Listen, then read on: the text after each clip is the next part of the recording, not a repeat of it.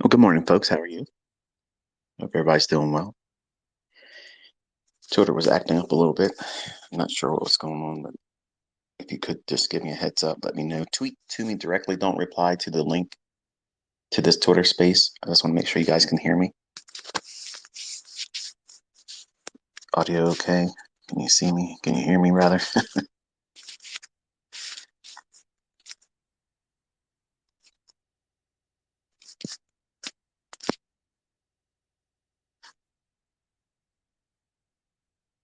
Thank you, Hank.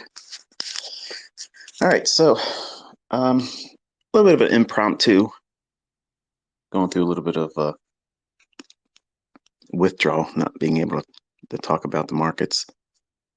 I fasted yesterday from social media, and I just wanted to sit down with you for a little bit before we open up at 9:30. So we'll talk for about 45 minutes or so, and then I'll close this one and turn my attention over to live price action.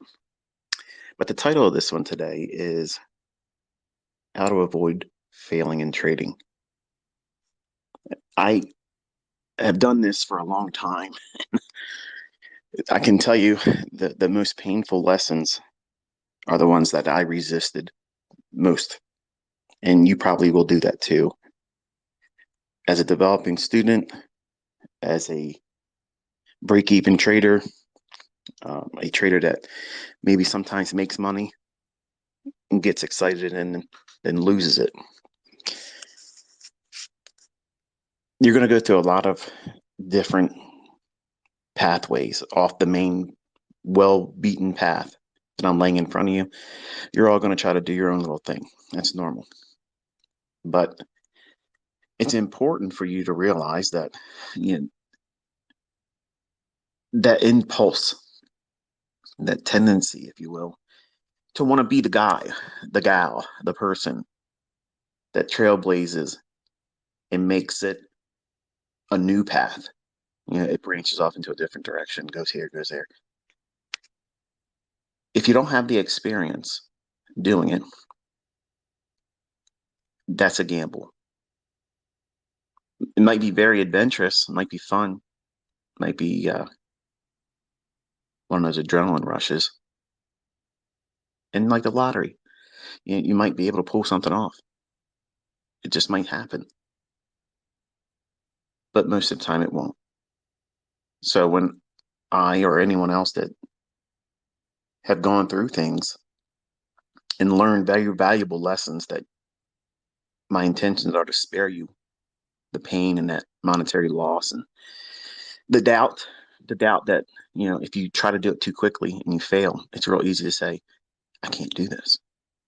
I won't be able to do this. I'm not going to be profitable. Carl's going to be correct and I'll be working next to him in this cubicle for the rest of my life. And that's a lie. That's something that you're inviting to be your reality, but it isn't really your reality. It's just a result. It's a result of you doing the incorrect things and trying to skip over the necessary lessons. And I'm going to talk a little bit about what I observed with my son when he was trying to do the Top Step combine and talking to him, listening to his reasons for what he was trying to do and what he was wanting to overcome and what was the feelings afterwards. And I'm going to tell you what I counseled him to try to focus on and how to get over that because now he has that scar tissue, that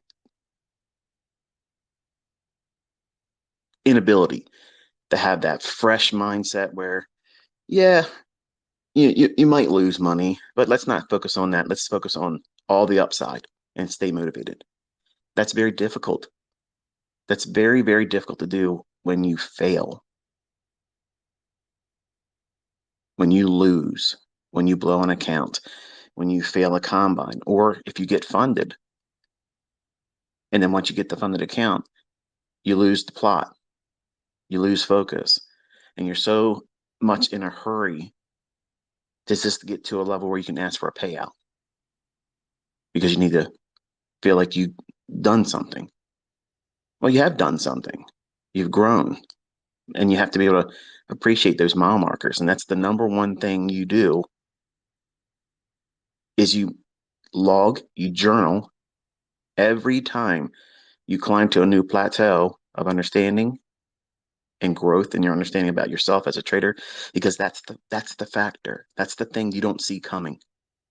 That's the thing that's going to hit you from the blind side. That's going to derail you.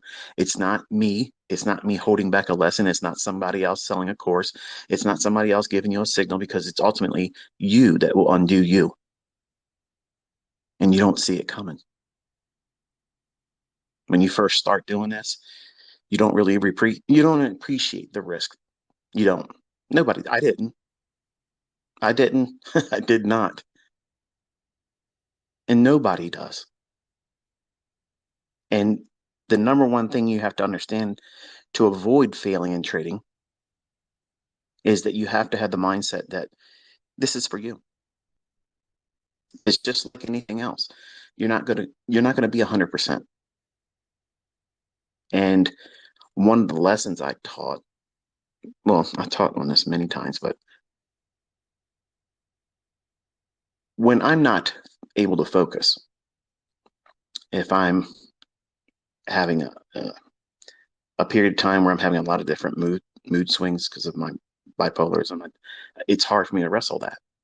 And sometimes because of real life, maybe a relationship issue that my wife and I are wrestling through because of a child, or maybe, like recently I lost one of my pets, and that is very hard for me.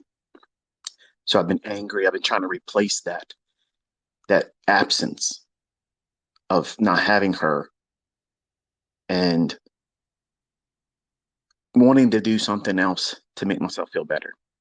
And going into the marketplace, you, I know that my mind isn't going to be clear, and I'm wanting to find a victim. I want to go out there and smash somebody upside the head and take something from them because I'm hurting.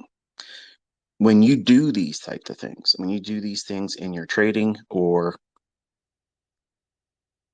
trying to pass combines, trying to push your funded account because maybe you're angry about missing an opportunity, or you're angry because you took a loss and you regret it because you knew in the back of your mind that conscience was telling you don't push the button. This isn't the best trade idea for you. And you're really not looking at your model. You're just looking at, oh, it might go up there or it might go down there. And many times, and send me a tweet with it, just simply a number one, if you've been there before, where you just felt like you had to do something, you got to get into a trade. It's not your model. You have no idea really what's going on, but you just think it's going to go up for about 5 to 10 handles, or maybe 10 to 15 pips. And that's really not your model, but you just want to get in there and do something. And if you win, well, it's just like having a scratch off on the lottery. Chances are you're not going to make any money, but what happens if it does? That'll really make my day good.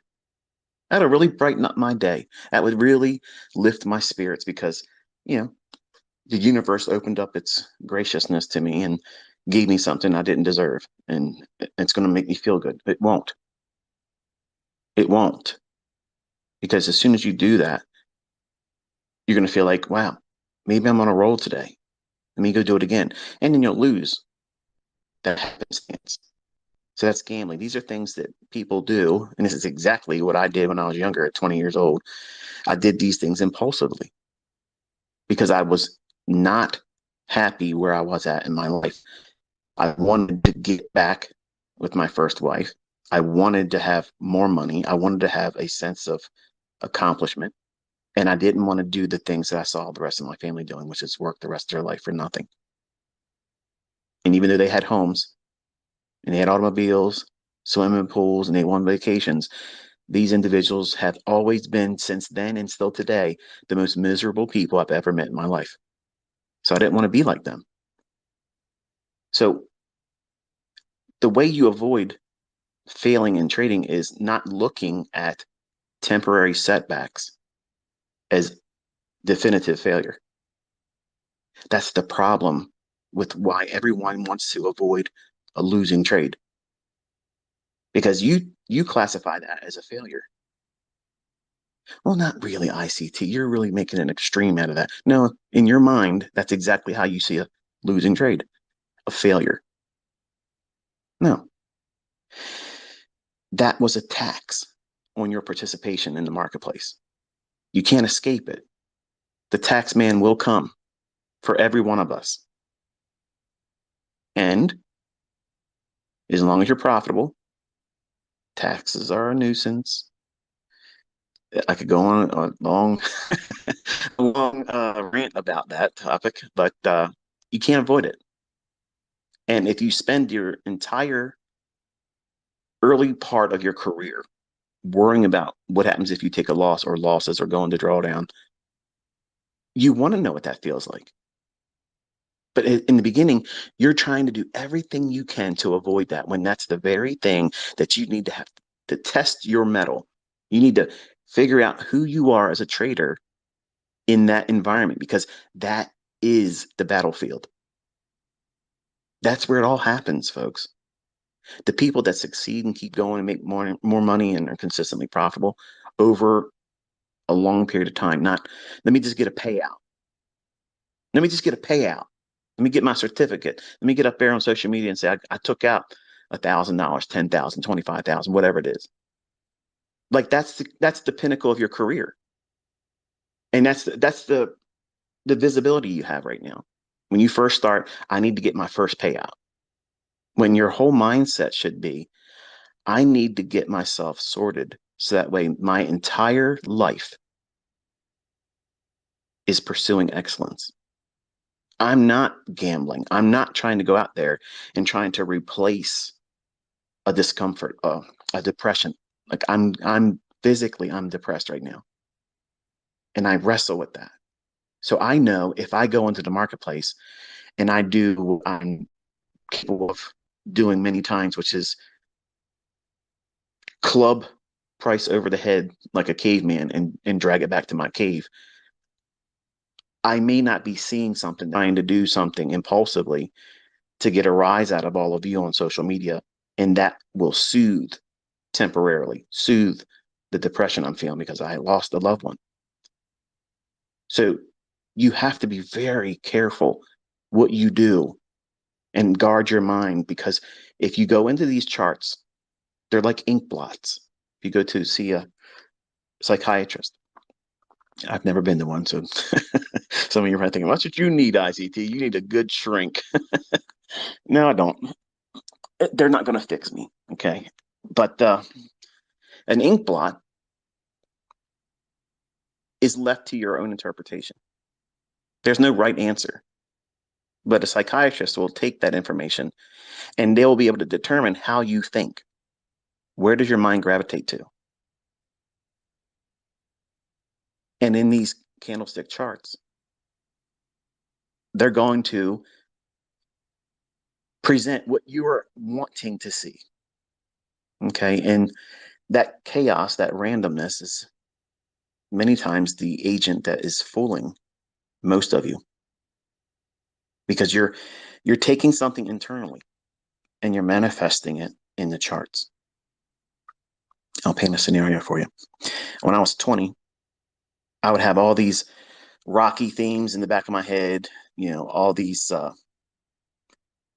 Rambo type scenarios where I'm a one man army against everybody else out there, and that didn't help. It didn't help at all, but it was inspirational in the beginning. It gave me the motivation to get in there and study, and eventually I found out what I was supposed to be doing. But there's no sugarcoating it. And if you have pain, if you have loss, if you're sick, if you're just not feeling dialed in, if you just can't find your way to be focused on the chart, you're inviting, you're absolutely inviting and setting a table for failure.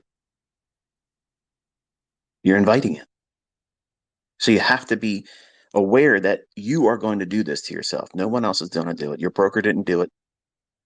The lag on Trade of 8 ain't causing it. All these little things. I read social media. I listen to people in live streams talk about it, their chat window, and they keep hammering it. That means they're ate up with it. And that means that if they're left to their own devices, that individual will go out there and do something in trading, push a button because they're angry and they want to be soothed. They want to be reminded that, hey, you're not average. You're not like Carl. He's in there trying to be a career man. You're going out there and you're trying to get money. You're trying to get the bag. You want to secure the bag. You want to be a profitable trader. You want to carve out an identity outside of the rat race that everyone else goes and pursues. But failure is a choice. It's a choice, folks. Nobody makes you go in there and take another trade when you had a losing trade. Nobody tells you, hey, you just took 3 losses. It's probably enough for today. You should stop. No, no, they're not going to be around to do that. You have to say, this is it. I have to stop. I can't do it. I can't take another hit today, so I have to stop. Even though I can trade, even though I can put another trade on, I have to stop. Because what I'm doing, I'm getting more emotional about the results. Whereas my lectures and when I'm teaching and talking to you, the psychological elements, the tug of war aspect of being right and wrong, and both of them are toxic. You can be in a lot of pain while in drawdown, but you can also be in a lot of pain while being in profit and in a profitable trade. Some of you don't even know what that feels like. But when you're there for the first time, you're going to know, oh, my target's right there. It's got to go 1.5 more handles. It's got to just go 2 more pips, cover the spread. Please, please, please, please. You start praying to the chart. You're no longer an atheist. You believe in the candlestick gods. They don't exist. But all of that stuff that we do, we cheerlead ourselves. Come on, baby. Come on. Give it to daddy. Come on. I facetiously do that sometimes in my annotations just to tease. But as soon as you start looking at things like that, you're inviting emotions, and emotions are going to weigh heavily on what you do in the future. How fast are you going to take the next trade? How much time will it take for you to take the next trade? Both ends of the spectrum. If you made money, I want to go in there right now and do it again. That was amazing. Let's do it again. When you take a loss, oh crap. Well, I see this setup here. This is the one I should have took, but I'm not going to touch it right now. And it runs. Goes right to where you thought it was going to be. And now you're regretting it. You took a loss, real. Then you saw something. You were scared to take it, and it worked. So now you're going to impulsively jump on the next thing. And that will be the loss again. What's wrong? Is it your model? No. It's you, the operator. You have to have a way, and it's not easy, folks. I'm not saying it is, but you have to constantly remind yourself that you are the only control mechanism. Every account out there that you open up, whether it be a demo, a combine, or a live account, all of them are controlled ultimately by you. No one forces you to put a trade on, and no one keeps you from taking a trade. Fear and greed are the drivers in this game. And these are the kind of discussions that I get most people to say, well, this isn't worth listening to. And these are the same people that'll be around on social media 2 years from now. And if they were asked point blank and they were honest, are you making money trading? They're not. And they have no idea what they're doing. They haven't even pursued one approach or anything. But they want to use social media just like a trader will use the charts and trading to replace whatever. to fill that void. Anger, breaking up with a person in a relationship, losing someone, getting fired. You're angry, you're charged up, and you want to remind yourself that you're human, that you're alive. This isn't the end of the road. I want to have something else to focus on besides this. Please give me something to distract myself. Well, a winning trade, that's the best thing to distract you, isn't it? It's not. I'm promising you this now. Even if you get it right and you make money, you won't be satisfied. You'll do it again. Now, let's segue over to how my son was handling himself. He asked his older brother if he could use a combine because he didn't realize he could do it himself. So Caleb let him, and he went through like 7 of them. Fail, fail, fail, fail, fail. Just doesn't know how to trade. He never really learned how to trade. He's just recently this year sat down and said, "Look, I want to do it." Okay, great. But he wanted it to be like video games. Get in there and it's just easy. And he realizes that there is a cause and effect. That even though you might be on these live Xbox, games where you're playing with other people and you can hear them talking to you and they can talk smack to you or whatever, you're by yourself here. You're in your room all by yourself. There's no echo. There's no one heckling you. It's just you. And when you don't do things correctly, you see the instant feedback that you are not correct. As a young man, used to doing well in the things that he does, well, I'm going to do it harder next time. I'm going to go in there and do it more and do it more and do it more. And each time, fail, fail, fail. Now, mind you, he doesn't know how to trade. He has no idea what he's doing yet, but he wants to go out there and say, look, I can even do this, Dad. Look at this. It's just like a video game, wanting to prove me wrong. My oldest son tried to do crypto. Didn't work. You can talk yourself into, as a young man, you can talk yourself into thinking you can do a whole lot more than you really can. And again, I go back to, this is the reason why females are better traders. Gentlemen, you're bigger risk takers. And that bigger risk taking aspect that males usually have, because it's all about measuring up. I never look at over leveraged trades and whatever bankroll that comes from that is intermittent success. That to me is absolutely bullshit.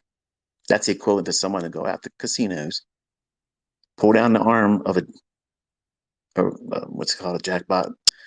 I can never remember the name of these damn things. It's right on to my tongue, but you know what I'm talking about.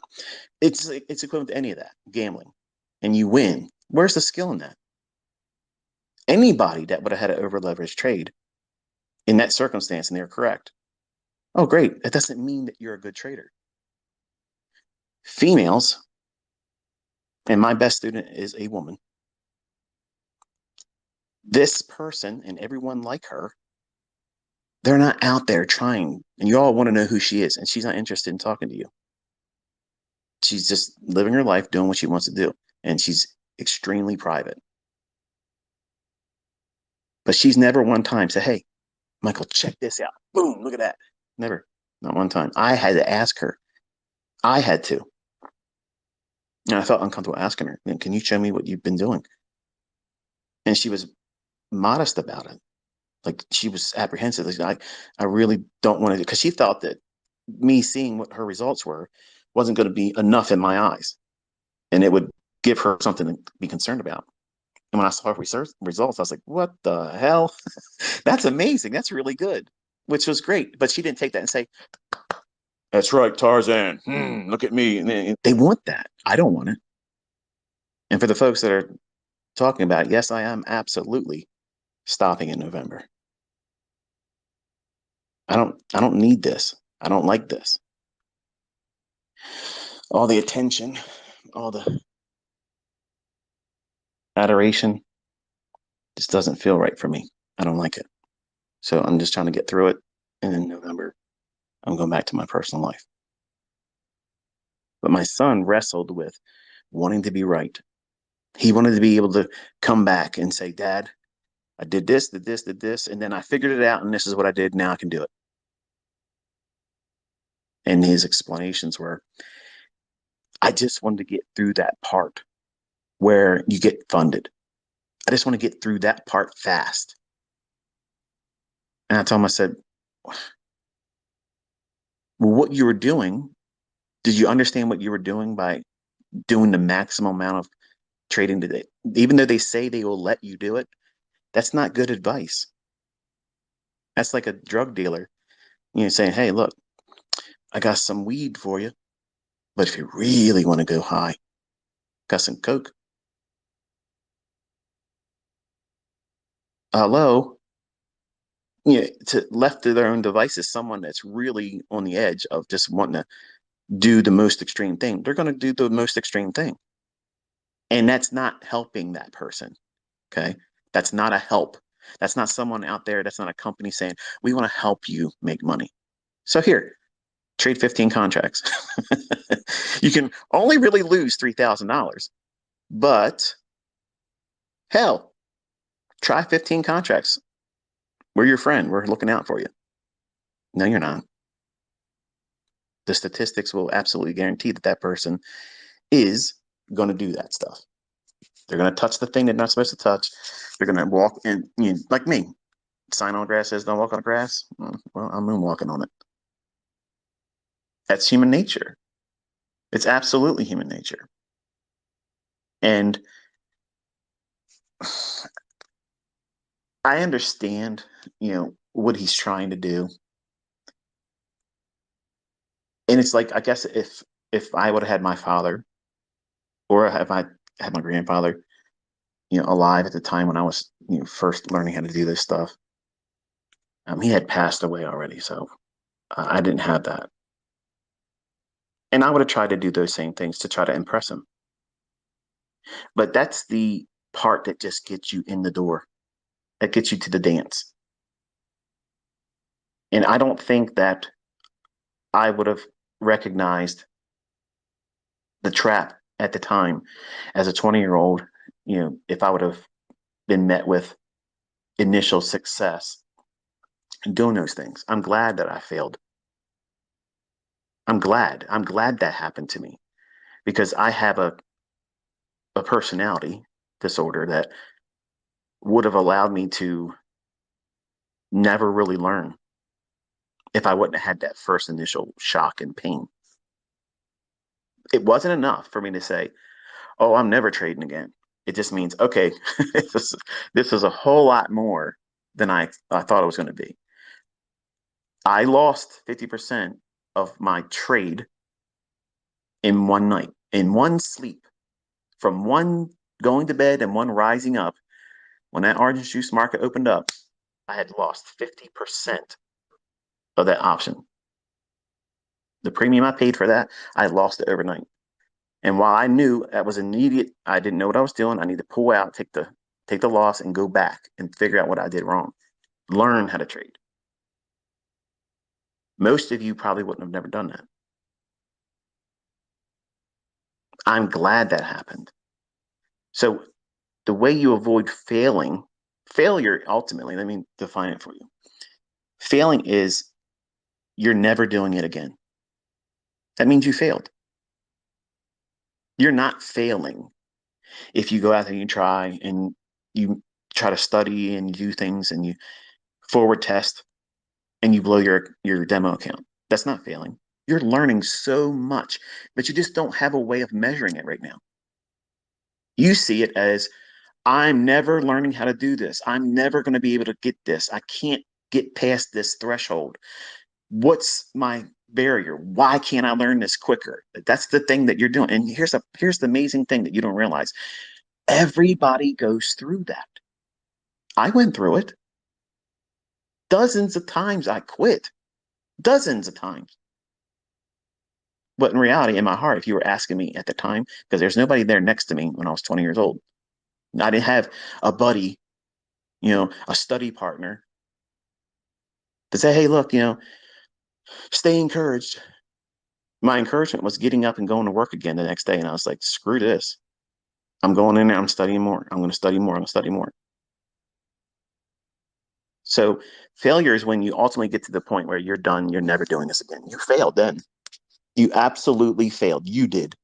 I didn't fail you. The market didn't fail you. Somebody else that's taught you how to trade didn't fail you. You failed you. You did. You stopped. You gave up. You rang the bell. You went home. It's over for you. So that's failure. That was never in the cards for me. Once this bug bit me in 1992, it was over. I'm become a mutant now. And I looked at these charts as a way of getting the hell out of the rat race. And I gave myself a 20-year program. 20 years. It's going to take me 20 years to get where I can no longer have to go to work. That's what I was subscribing to. You'll never hear somebody teach that today. They'll laugh them off of YouTube. They'll never have a following on social media. It would never happen. You got to have 50R or higher, baby, or nobody's going to your shit. Nobody's interested in you unless you're making all kinds of money, showing certificates and payouts and this, that, and the other thing. Or this person talked to you and this person interviewed you. All of that stuff is bullshit. All of it. And I'm proving it in November. I'm at the biggest I've ever been, and it don't fucking matter. I live this stuff. And when you get to be successful and you can do it too, you're going to remember this. Because the people that are still out there leeching on people, give me money, pay me, pay me, pay me, pay me, I'll teach you how to trade. They're fucking broke. Okay? They're broke. And you're going to pay more attention to the opinions of these types of people instead of just simply listen to a guy that's been here before and have taken everybody that you see now publicly. They're out there. They're showing you what they've done. The companies that have been paying them are interviewing them. You have all the proof now that there's no reason for you not to dig your heels in and study. It's not going to happen for you fast. I didn't tell you it was going to happen to you overnight. You have to submit to a full year. That's the minimum because you'll know if it's in you or not. And most people can't even do a year. So that's a person that's not equipped to learn. If you can't simply go through an observation of one full year, you want to be a surgeon? You think they let you go out there and 4-month program and start cutting on people? No way. You want to be a pilot? Oh yeah, go ahead and try to, see what you can do. Show us your best attempt here. Get in here, the $30 million jet. Come on, let's see what you got. It doesn't work like that. But this have it right now mentality, that's a millennial mindset. It's a flawed mindset. And some of you don't like it because I'll tell you as an old head, I will tell you straight up, you have your head up your ass and you can't see things with the proper perspective and it offends you and it pisses you off. I don't give a fuck because you need to be corrected, not just in this, but in every aspect of life because you think everything's owed to you. In this business, you're going to work real, real hard for a little bit in the beginning. But that little bit, you can multiply and magnify that exponentially. And you don't even realize that. You don't need much. You don't need much. But you see these people out there that have leased cars, and I don't have a problem with leased cars. But these people out here, they have leases and they rent things and they go on vacation and they pretend that they live there. They don't live there. They pretend they make all this money from the marketplaces. They don't. They get it from teaching. They get it from affiliate programs, all that stuff. And I'm not kicking shit on them for doing it. Everybody needs to make their money. But my point is you're looking at that type of person thinking, I want to be like that. I don't want you to be like that. I want you to be able to go into the marketplace, make your ends meet. And if you want to turn it into whatever you want to do beyond that, go for it.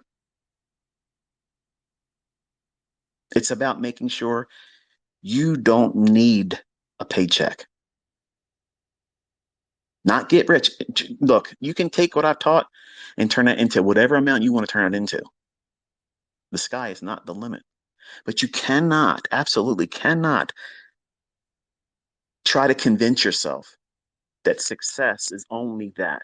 That's not true. Because I guarantee you, if you were getting half of your bills each month paid out of your trading, you wouldn't call that a failure. You'd be thinking, I'm successful. Look at this. I'm getting half my ends met, and I don't have to spend the other half of my income on it. Now I've unleashed half of my monthly income. My surplus income has now gone up. That's a success. But it's amazing to hear some of you that reach out to me and say, look, I'm only doing $3,000 a month and I just feel like I should be able to do more. Dude, you just started 6 months ago. You just started 6 months ago. I know people that don't even make $3,000 a month gross. You're netting it and you're complaining about that. As a new startup, you've never done this before. In 6 months, now you're making $3,000 consistently and you're bitching about it. 22-year-old mindset because you are chasing Instagram lifestyle. Sit down and say, you know what? I have all this stuff. I have these cars. I go on these vacations. I have nice this and nice that. That's wonderful. Now, here's how I'm able to do it. I'm going to go into the chart. I'm going to show you what's going to happen. And we're all going to watch it happen. They don't do that. They don't do it. They don't need to. You know why? Because their image has sold the shit that they're selling to everybody, and you're all eating it up. You're eating it up. And I've been out here teaching through the medium of a demo account, and I have made millionaires, plural. What's the difference? I have that stuff, but I know that doesn't make you a better trader. I have what you're looking for, and it's boring in the beginning. It's all practical, common sense stuff that you know in your heart that you have thought about this stuff, but you discount it at the time. No, I don't want to. I don't want to focus on that stuff. That's boring. I want to have that jet set life. Well, you can have that jet set life, but you have to know that you can keep making the money to sustain that lifestyle. Because when courses stop selling, when mentorships stop selling, those individuals aren't going to have that floss anymore. And you can fill in the blank with whoever you think I'm talking about, because I'm putting everybody's name in that. It's just the way it is. I get it. Image sells. I know that. But that shouldn't be the reason for you to go out there and try to do something. You should be thinking, I want to be sustained by my trading. I don't want to be a flash in the pan. I don't want to have a one-hit wonder. I want to go into this with the mindset that I'm going to succeed long term. And everything, every decision I make about what I'm trying to study, why I'm studying it, what's the purpose of what it is I'm looking for. And whenever you get to the point where you've learned something from me that you can now be consistent with, unless it's the things like we're talking about right now, stop. Don't dilute it. Get really, really good at what you've been warmed up to. It might be the silver bullet. It might be just, hey, I got some old students that simply like, man, this is really cool what you're bringing out, but I'm still making money on optimal trade entry and I just don't want to change. You know what? That's wisdom.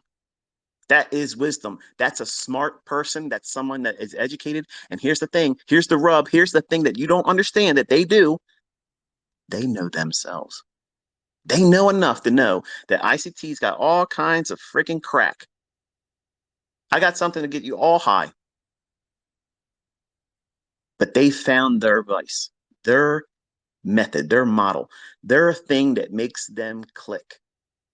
And they don't have to reinvent anything anymore. They don't have to step out there and feel what it feels like to be. I don't really understand how this works yet. They found themselves and they know that if they tried messing with that extra stuff I'm teaching now, not that it's not worth it, not that it doesn't work, it's amazing. They know themselves well enough They're mature enough as an individual that they know that they would wreck themselves and mess up the progress and disrupt their continuity that they have found by having one approach, which is what I've been preaching all along. Some of you that just warm up to me in the last couple of months, maybe it's the first time you listened to me on, maybe the last few videos. Man, this guy's got all kinds of shit. What are you supposed to do with all this stuff? You're trying to bring everything into one market in any one given time. I don't do that. I have models. When the model is in price action, I'll see it. But I have taught you now 3 very specific, highly visual models that I think that are pretty easy to see. One will gravitate, well, you'll gravitate more or less to one of them more than another. And it doesn't mean you're not a good SMC, ICT student or a trader if you don't really resonate with the other things I'm teaching. Just because somebody else that's a student of mine is kicking the shit out of some kind of funded account company out there and getting all kinds of withdrawals and payments and all kinds of shit from them doesn't mean that that's the model for you. And that's very important that you hear that from me. They found their model. Your model is yours. And if you start making money with it, never get in the position where you're trying to talk people into doing what you're doing, because that shit don't work. I promise you it doesn't work. You'll have more people complaining that it doesn't work than the ones that'll step forward and say, I'm making money with what you're doing. Because when people start making money, they don't give a shit about anybody else's opinion. If you're really making money, if you're able to do these things, you're not going to go on my Twitter feed and talk shit. You got shit to do. You're making money. You're living your life. You're not hanging out trying to talk shit to me. That's just not going to happen. And that's what you want to focus on. These are all things. These are all decisions. These are all characteristics of people that will eventually fail. But the ones that do not fail, they're guarding their mind. They're looking for that one approach, that one model that suits them perfectly. Now, that doesn't mean no losses. It just means that, okay, when this doesn't work and I have a losing transaction, whether it be in demo or it's a live account, it doesn't change your opinion about the model being effective. And as a new student or a new trader, that's an uncomfortable statement because it's hard for you to reason with that and think, hey, I just lost money. Why should I feel good about that? Because you didn't lose more than you did. And you also know that you're not going to go in there recklessly and just try to get it back, because that silver bullet, that model 2022, that optimal trade entry isn't in the chart anymore right now. You have to wait for the next setup. Guess what that does? That instills patience. What are you being patient for? I'm waiting for my model. I'm waiting for the time of the day when my model will be in out of here. We literally can set our watches to the setups I'm teaching you. We know when they're going to form. We know. It doesn't mean that every setup is 100%. And when it does not pan out, you stop, reassess. Is there still time? I'm still in the time window. Is there a new, same type of model, same setup? Is there a new one forming? If it did, less risk, half of what you just took leverage on, half the risk, and try it again. If you lose there, you stop for the day. Don't even come back for the afternoon. And then the next day, you reset and start all over again. Now, 99% of Twitter, Instagram traders, they don't think like that. They don't have any capacity for it. They don't even understand that you can sit down and expect between a certain time window of a beginning and an ending, there will be a trade form between this time and that time. It will absolutely form. My model will be in that 60 minutes. It's absolutely going to be there, and I'm here for it. I'm showing up the work. Here it is. I'm here. I'm not trying to fail. And you're learning how to do that for free. And you're seeing your brothers and sisters in this community making bank, real money, not demo dollars. And they all learned from me, the demo baller. They learn and saw the examples I showed through the medium of a demo. Because if I teach you through a demo, number one, I'm protected. I'm not a licensed financial advisor. And the people that did the math on this and figured out, well, if this stuff works in a demo and I can get good at it consistently with a demo, there might be a day where I wake up and say, let me try it with real money. And you did that on your own. And all the success is yours. Equally so, on the other side of that coin, if you do it prematurely and you lose money, you eat that. And some of you aren't prepared for that responsibility.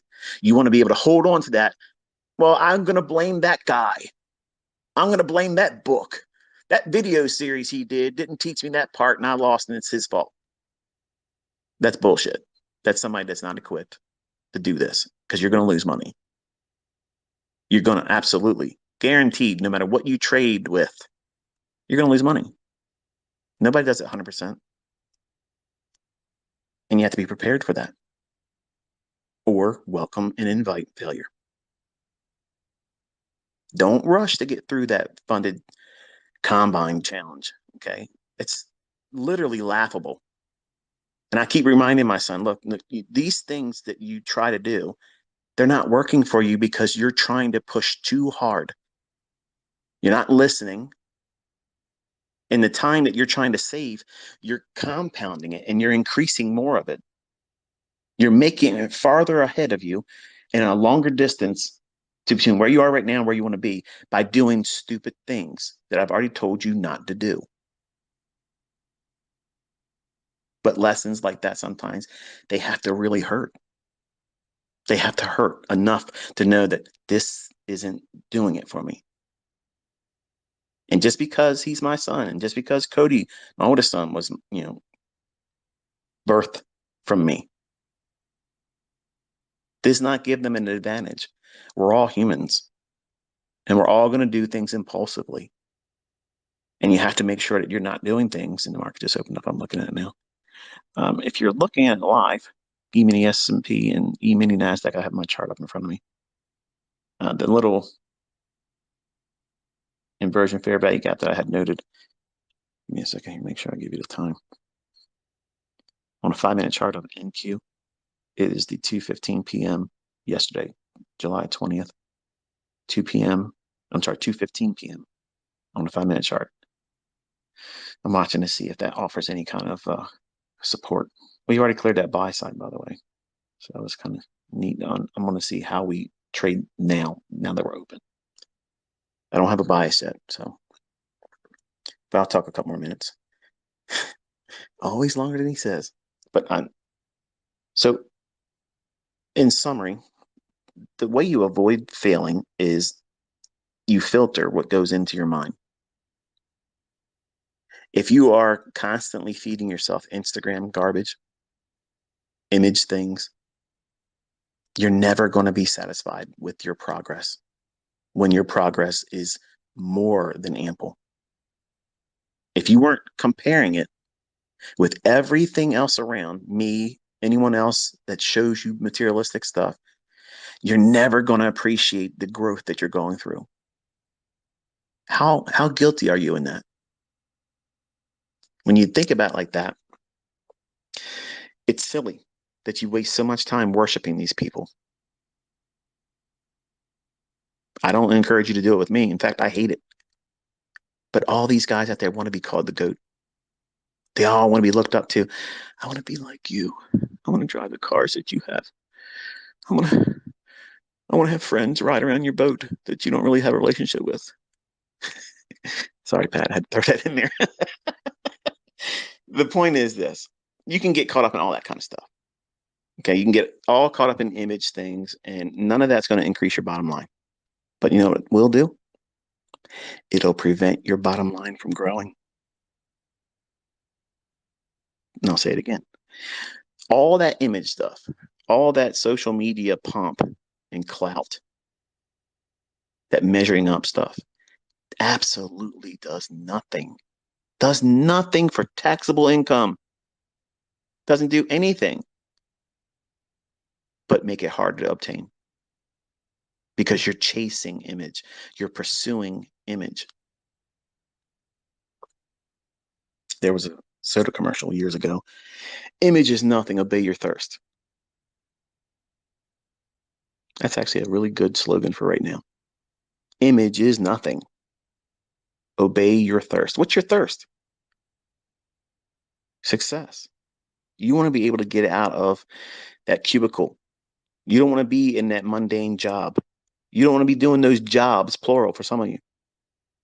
You want a better life. You want a better life for your kids, your family tree. None of that, none of that will happen by looking at people on social media. You're chasing an image with people that don't even know how to manage their money correctly, spending frivolously on dumb stuff instead of securing passive income, securing generational wealth, all the while not gambling, all the while building an empire quietly, drawing no special attention to yourself. That's the way you do it. And I'm going to go back to that type of lifestyle in November. So you can do all your polls and question what's the odds of this guy not going to, I'm not going to be on Twitter in November. I'm not. There isn't going to be a future mentorship. I'm not opening up mentorship later on. I'm not going to have to come back and pick up more money because I'm broke. I'm not going to be broke. I don't ever need to trade ever again, folks. I want you to understand this. For the people that constantly say this shit, I've never seen anybody that's so rich that they can't trade anymore. They don't need to trade anymore. I'm fucking loaded. I don't need to take a trade ever again. I don't need to do it. That's the definition of being rich. I don't need to. That's what I want you to have.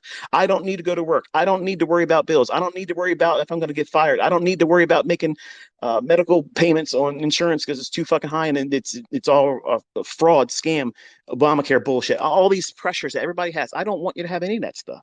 If you just listen to me and take the time to investigate everything, it's there in the chart. It's always there. It's not morphing into something hiding from you. It's there.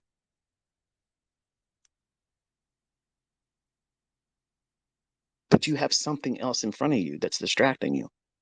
Image, fear, greed. What's your thirst? Image is nothing, obey your thirst. The thirst is independence, financially independent. So we had a little bit of a reaction off that inversion fair value gap at 215 and 5 minute chart on NASDAQ. That SIBI, that little blue fair value gap I highlighted on the chart I sent this morning on Twitter. I think that's 12:20 p.m. yesterday at July 20th on a 5 minute chart.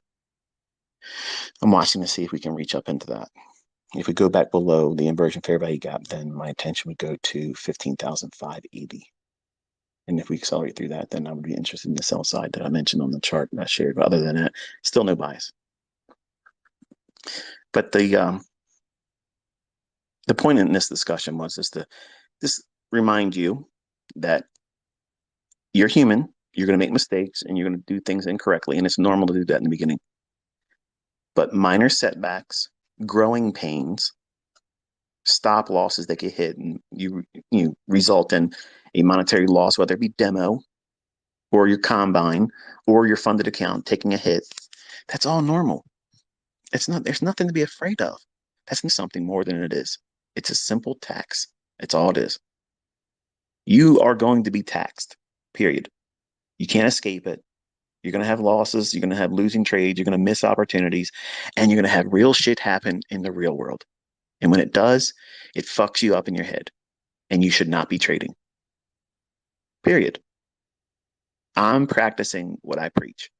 I know my tendencies is very much about replacing an uncomfortable state of mind. And many times I'm in an uncomfortable state of mind every single day. My mood swings are violent sometimes, and they have been extremely violent. I can't change it. I can't bring her back.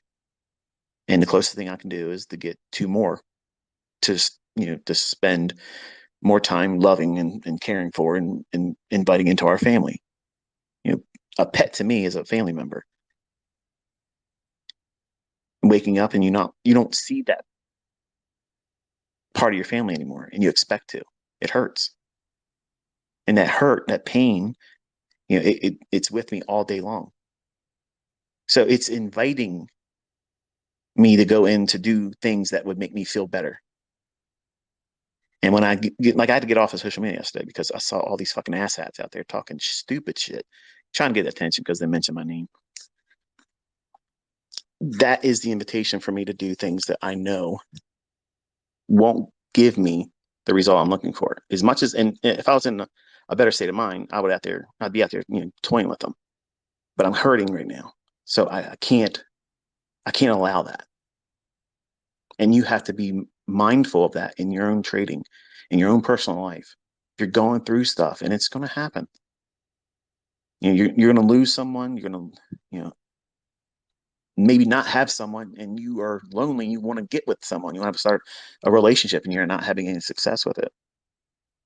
All those things are perfect invitations for you to go out there and fail. Not right away, but that one thing that you do wrong and you have a loss in trading, you'll amplify it. You'll nurture it and give it more attention, more of the same rotten fruit, more losses, regret. And this is going to feed itself. And that will push you right into, I can't do this anymore. I got to stop. And that's failure. I don't want that for any of you. But you should not, and this is my closing, you should not fear losing. You should not fear going in drawdown. You should not fear blowing out your first account. You should not fear that. Respect that that might happen, and that is going to be the instigation for you to follow rules, developing discipline, keeping your mind in the game about what it is you're doing, not just going out there and just rolling dice to see what happens. I'm reminding you, in these instances, what's going to happen is probably what you don't want to see happen. And the perfect illustration of that is you don't want to see it happen, and you won't accept that it's happened, even though if you're in that trade that you impulsively entered, at some point, many times, you'll have that little warning sign go off. It isn't going to work out for you. And your conscience, which will be your inside voice, your internal voice, will say, you should have never did that. Just close it right now. You're only down a couple $100. Just close it. But you won't. You won't. Because you are hurting and you want a white knight to come in and save you. And the white knight never fucking shows up. It doesn't. And then one of two things happens.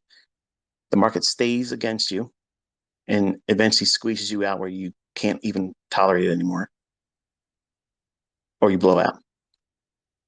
How are you going to feel about your execution, your decision to take that trade at the time, knowing that you shouldn't have done it? Then even in that trade, you knew you should have got out, but you didn't. Do you see how it easily compounds? These are things that mentors don't talk to you about because they don't have any answer for it. They'll talk about something that's in the left side of the chart. They'll sell that. I'm telling you how to navigate that hard right edge.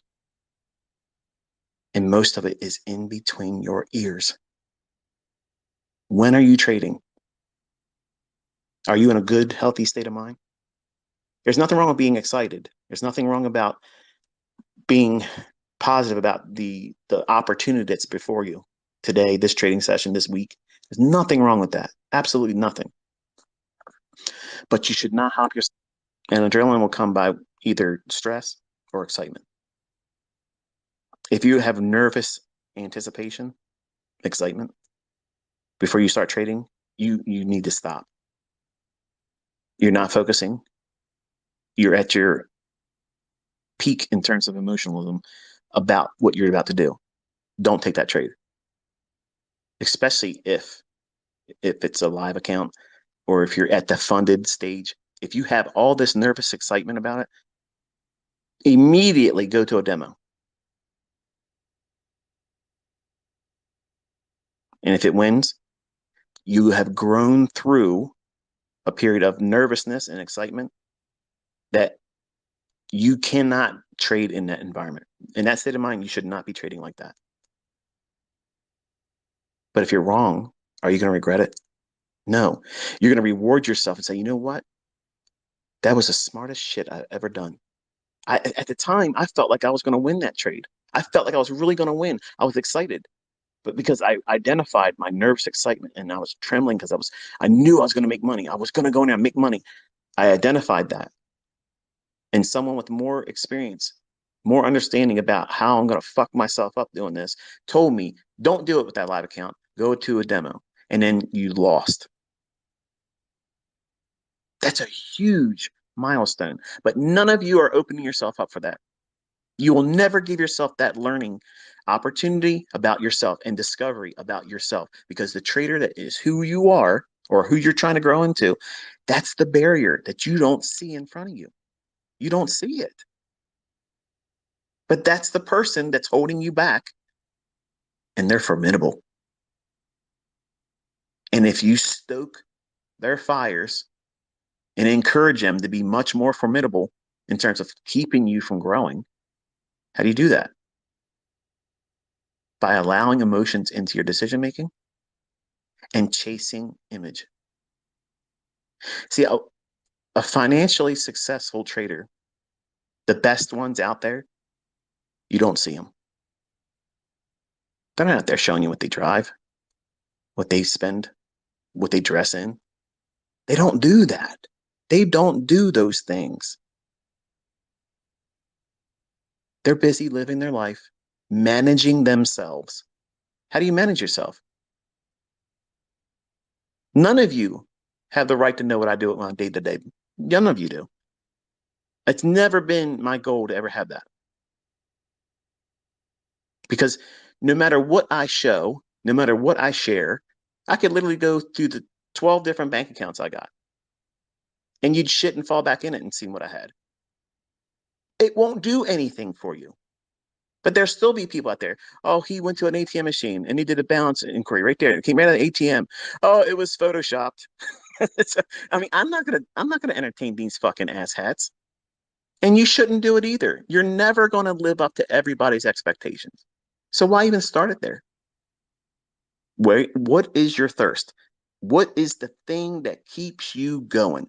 Why do you want to keep doing this? You want to do something specific. Whatever that is, that needs to be right in front of you every single day. I am learning how to do this so that way I can pay for my college tuition. I can go to this specific Ivy League college and pursue my educational desires. I can quit my job and replace this annual salary at that job with my trading. Notice there's no deadline. That's the other thing that invites failure. You're trying to time your success. You can't. Nobody can time your success. You have no idea that one moment, that one epiphany where the veil lifts and you finally figure out who the fuck you are and all the things that you've been holding on to that you think are security blankets and things that are protecting you. When you finally put that stuff down, you realize that's the things that's been holding you back. Those scary thoughts. What if it does? What if it doesn't? What if you were wrong about your fear? What if you have been wasting all this fucking time worrying about things that never are going to be a factor for you and you've held yourself back? What happens what happens if you stopped worrying about that stuff and you just focused on the things that you're supposed to be focusing on? One step at a time, one day at a time, and let that day's learning be enough. And it will compound. And you'll know more than you did yesterday, last week. Do that for a few months. You have no idea how much you know. Think about it before you sat down with the content I share. You never seen these things before, never heard about it before. And then what you felt that day compared to today. I'm not saying are you making, you know, withdrawals and live account trade. That's not my point in asking you this. But your understanding about the marketplace and more specific, here's where you're supposed to be focusing right now, primarily in the beginning. How are you internalizing it all? Are you feeling less rush to get out there and gamble to find money? Or are you now starting to realize that, you know, if I treat this like a business and I don't gamble and I know what I'm looking for and the opportunities are right there before me and I'm equipped and I have the resources to take advantage of that, man, I can turn this into a profitable business endeavor. There's a shift, there's a paradigm shift that will take place for the people that really are trying to go after it. You're going to fail. I'm promising you that. You will never get it. That will never happen for you. You have to go out there and back test. You have to study it. You can't take my word for it. You got to go in there and see if it really is there. Because once you get to that point, you back test and you see it, nothing, no ass hat down in Texas, nobody up in New York, nobody in Canada, nobody over in fucking Dubai is going to tell you what you're learning ain't the real market. They'll never, ever, ever be able to convince you otherwise. And once you have that mindset, there's nothing holding you back then because nobody can talk you out of it. You've convinced yourself and you've been the person that's really talking yourself out of it. Well, I might not be good at it. That's a lot of fucking videos, ICT. You got 500 videos. Where do I start? Go backwards from there. And you'll hear me talk about go to Model 2022 mentorship. Start there. It gives you something, hit the ground running. Look at the silver bullet trade and look at the commentary. Whenever I'm sharing commentary, that's where your focus should be. Because if I'm full of shit, you'll see. You'll see it. And it ain't there. I talk about what the market's going to do. I show you exactly where it's going to go, and it delivers. If it doesn't work, you would see evidence that it doesn't work. If people can't make money with it, you wouldn't be seeing everybody coming out of the woodwork right now, everywhere. I think just about every funded account company out there has my students in it making withdrawals. How many testimonies do you need to inspire you to stick with it? How many times do you have to see me call the market before it happens and it delivers perfectly before you feel like, yes, this is probably worth investing some more time and energy in, and let me filter all the bullshit. Let me prune my personal life and cut out all the extra weekend garbage that I'm wasting my time and money on. And you might actually get yourself in a position where you are a better person than you are right now. And you probably can't identify it. Maybe you think that you are everything in a bag of chips right now, but you're really toxic and you're ugly because you don't live a lifestyle that shows that. I mean, you're bitter. You snap at everybody publicly. Your friends probably can barely even tolerate you. If you have those tendencies, you have to overcome them because in trading, it magnifies that stuff. And the people that point at everybody else as the reason why they failed, they're living testimonies of what I'm talking about right now. They are going to spend the rest of their life doing that because they're miserable. This industry is a huge mirror. And you look at that mirror and you try to see what you want to see and you ignore what it's trying to show you about yourself. And the smartest investors and traders are the ones that can identify the flaws and work on overcoming them. And then when you finally get to the point, I have a young lady that's in my mentorship that she had a partner and he left her. They were going to get married and they were planning a life together. And he got good at trading and started making a lot of money and said, you know what?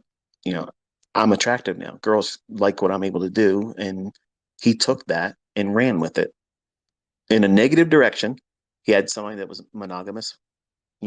From I'm married. I can say this.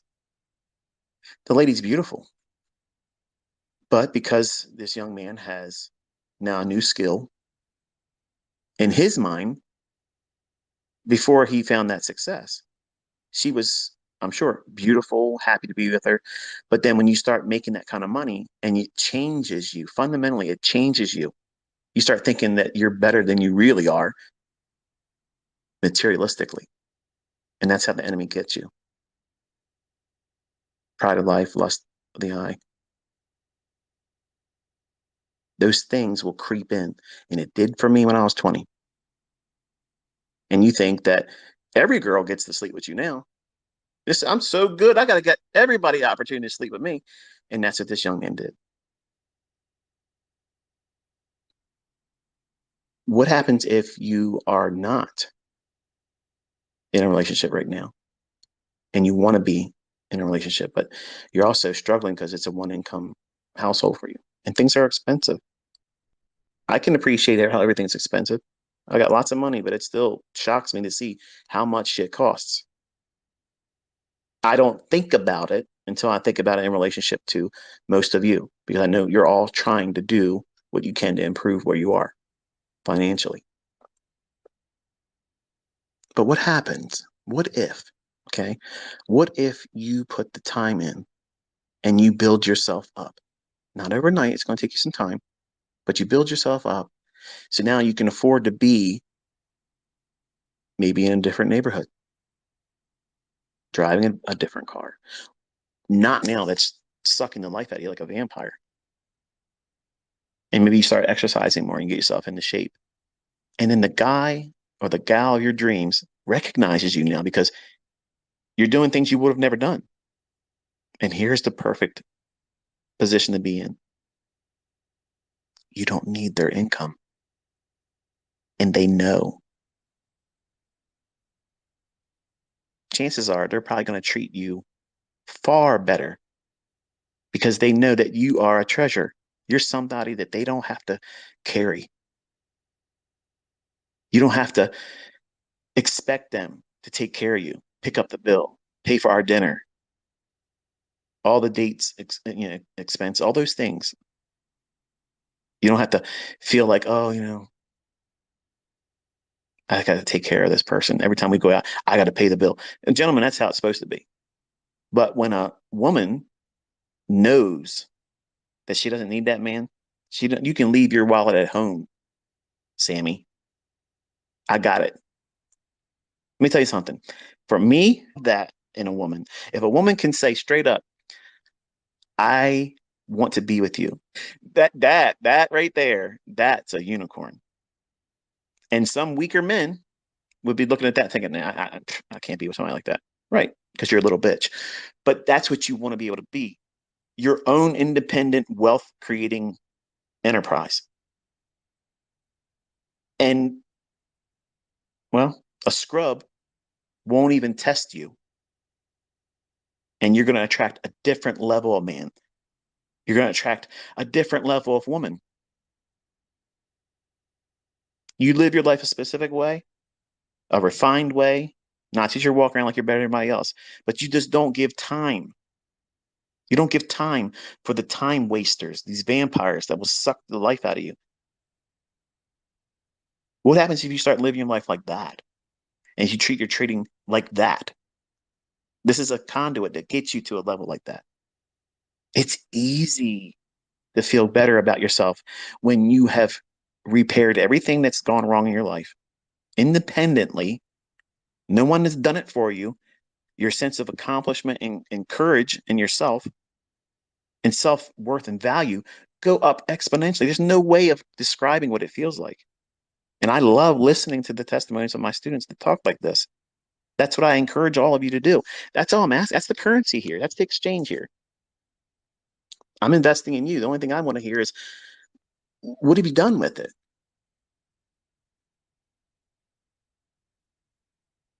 An email, a video testimony where I only watch the video.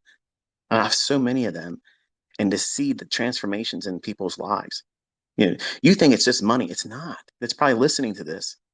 You probably listen to it at your work, or you just came home from work and you're thinking, man, I'm glad it's the weekend, so I ain't got to do that shit for 2 more days. Whereas now you're learning how to become an investor. And while you will love to be able to play on the weekend because you can afford to do a lot more things and your mind won't be racing all the time, worrying about stresses of the world and your career and all that, you'll look forward to Mondays where most people hate it. They hate it. I got to go back to that sweatshop. I got to go back to that fucking slave driver. Carl's going to be there again. You know, that whole thing is just toxic. And I know they make money, they make really good money, and they say, "Oh, I love my job." Let me tell you something, okay? Given the opportunity to make 5 times your salary of the job that you love, and you ain't got to leave your fucking bed to do it, okay? Trust me, you're not going to go to that job. You're not going to go to the job, so save it. I understand that sense of, well, let's be honest. I don't give a fuck. I ain't got time to waste on that. I think it's bullshit. You're just trying to convince yourself that that's the way you go through life right now. No matter how much money you make, how successful you are, everybody given the opportunity to do better than they're doing at your job and not have to be there to do it, they're going to jump on that immediately. If they know that the same skill set that put them in that career, if they just did the things correctly here in this, your upside is unlimited. The upside is absolutely not capped by any salary ceilings.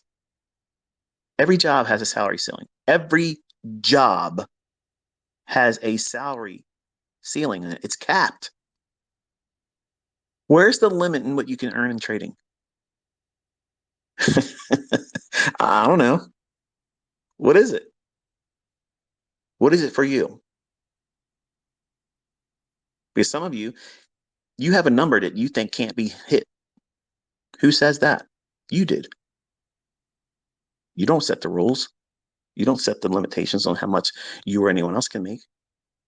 But we waste our time thinking about these types of things and these what if scenarios and these stupid time wasting concerns.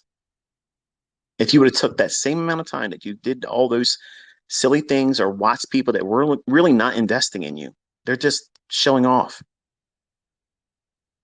If you would have took that time and invested in yourself and your understanding about what it is that you're trying to discover as a trader for you, what is it that you're looking for? Why are you trying to do it? Looking at the 1:30 a.m. lows on NASDAQ. That's sell side. I think we'll get the 15,580. And if we can accelerate through that, then they'll probably want to dig into that 547 on NASDAQ. I'm just looking at one chart though. So it's a 5-minute chart. I don't have anything else in front of me. But I guess I really needed this today. I'm still wanting to talk.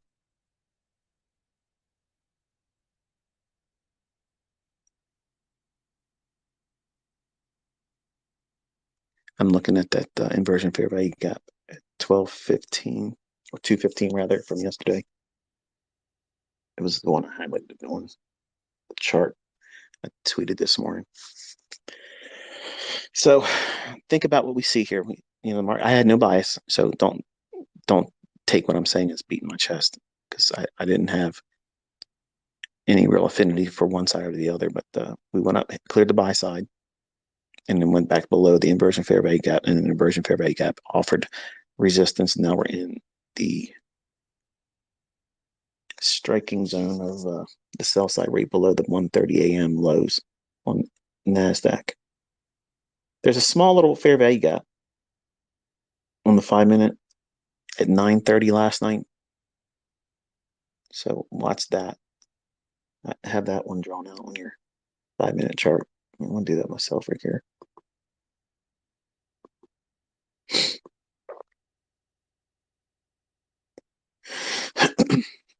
So we're digging into that now.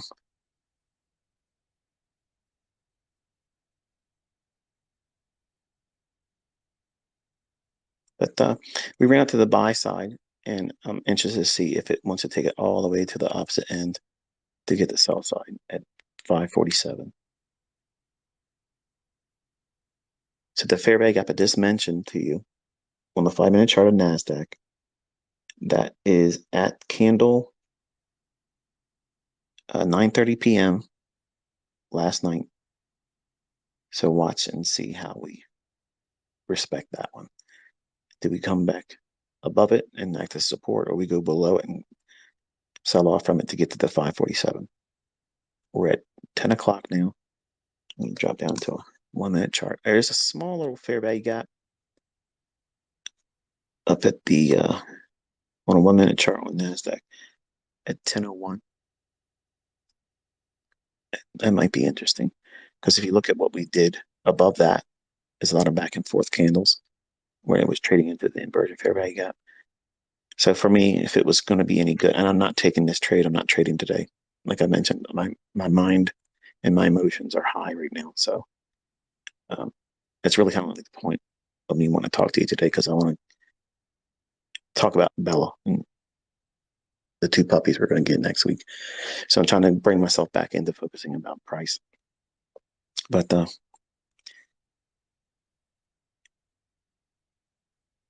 if I was right and I did a trade, it wouldn't satisfy me. I know enough to know that I did something at a time when I'm not really focusing. And if I lose, it would drive me nuts over the weekend. And I wouldn't be able to think about anything else but that, knowing that I know better. I've been doing it for 30 years. I've learned these lessons painfully. So I have to listen to what my experience has taught me. That scar tissue, while it doesn't promote a lot of flexibility and growing, I don't need to grow anymore. I know where my weaknesses are. I know what works. I know the market. What separates me from everyone else is I know when to put the brakes on for me. And most of the people out there that's pretending to be a mentor or a successful trader, they probably haven't discovered that skill set in themselves, because they're, number one, they're too new. They haven't been doing it long enough, or they're fake, which really cancels the whole discussion out anyway. But we're in that fair value gap I mentioned, 1 minute chart on NASDAQ. And that fair value gap is small, but it's on the 10:01. So if I wanted to see bearishness, I would like to see it, start to drop from here, and be much more energetic going back below that fair value gap that I mentioned on the 5-minute chart at 9:30 last night. Something of a little bit more of an imbalance still on the 5-minute chart. It hasn't really completely come up to the low of the candle on 5-minute at 9:55 a.m. Just below it right now. All right, now we just did that. So in my mind, if it wants to go lower, it would want to start showing a willingness to do that now. Otherwise, any retracement back up into that 215 5-minute fair value gap from from Thursday, yesterday. I know some of you hear me talk like this when there's not a chart in front of me. And you're like, why don't you just do this? Why don't you do that? Why don't you just accept the fact that I'm sharing? Okay, I'm wrestling with something, and this is all I'm willing to do for right now. But as long as you have a desire to keep wanting to do what it takes for you to learn more, and I'm not saying this has to be me. Like, if you get to the point where you arrive at the idea that I'm not the guy to learn from, I'm okay with that. I promise I'll live. It's not going to hurt my feelings. Okay. There's people out there that make money trading, and I'm sure if you really make an attempt to try to learn how to do it, but you focus primarily on you, because you're going to be the success or failure ultimately that decides the outcome. And so many people come into this industry And they love to hold on to that little card, the excuse why they couldn't do it. It's the person I learned from. It's the this, it's the that. When in fact, as long as you know how to manage risk properly, don't risk too much per trade. If you learn that skill set, let me put it in proper perspective. Okay, if you go through the pathway that I think is the optimal way of learning, which is number one, if you're going to be trying to trade, you have to discount all the bullshit where people say you can't time the market, because we can, other traders do, and you have to predict price. You're not reacting to price, you're predicting it. So anything apart from those central tenets is bullshit. As long as you don't waste any time outside of those pillars of thought about trading, if you're an opponent to anything I just said there, you're fucking doomed. Okay, you're not gonna be good at this, and you're gonna be a one hit wonder, and you're never gonna have long term consistency. I guarantee you that will be the outcome. But assuming that you can align your mentality with that, the first goal is for you to identify where the market's going to draw to. If you can determine where the market is most likely, not all the time, most likely where it's going to reach for, that's the largest portion of the battle. Like that's the thing. That's the thing that makes this so impossible for the new students or a new trader, because you're looking at whatever time frame you're looking at, and you're trying to find a pattern or an indicator indicating something, instead of understanding where price is trying to travel to. It's trying to go up or it's trying to go down.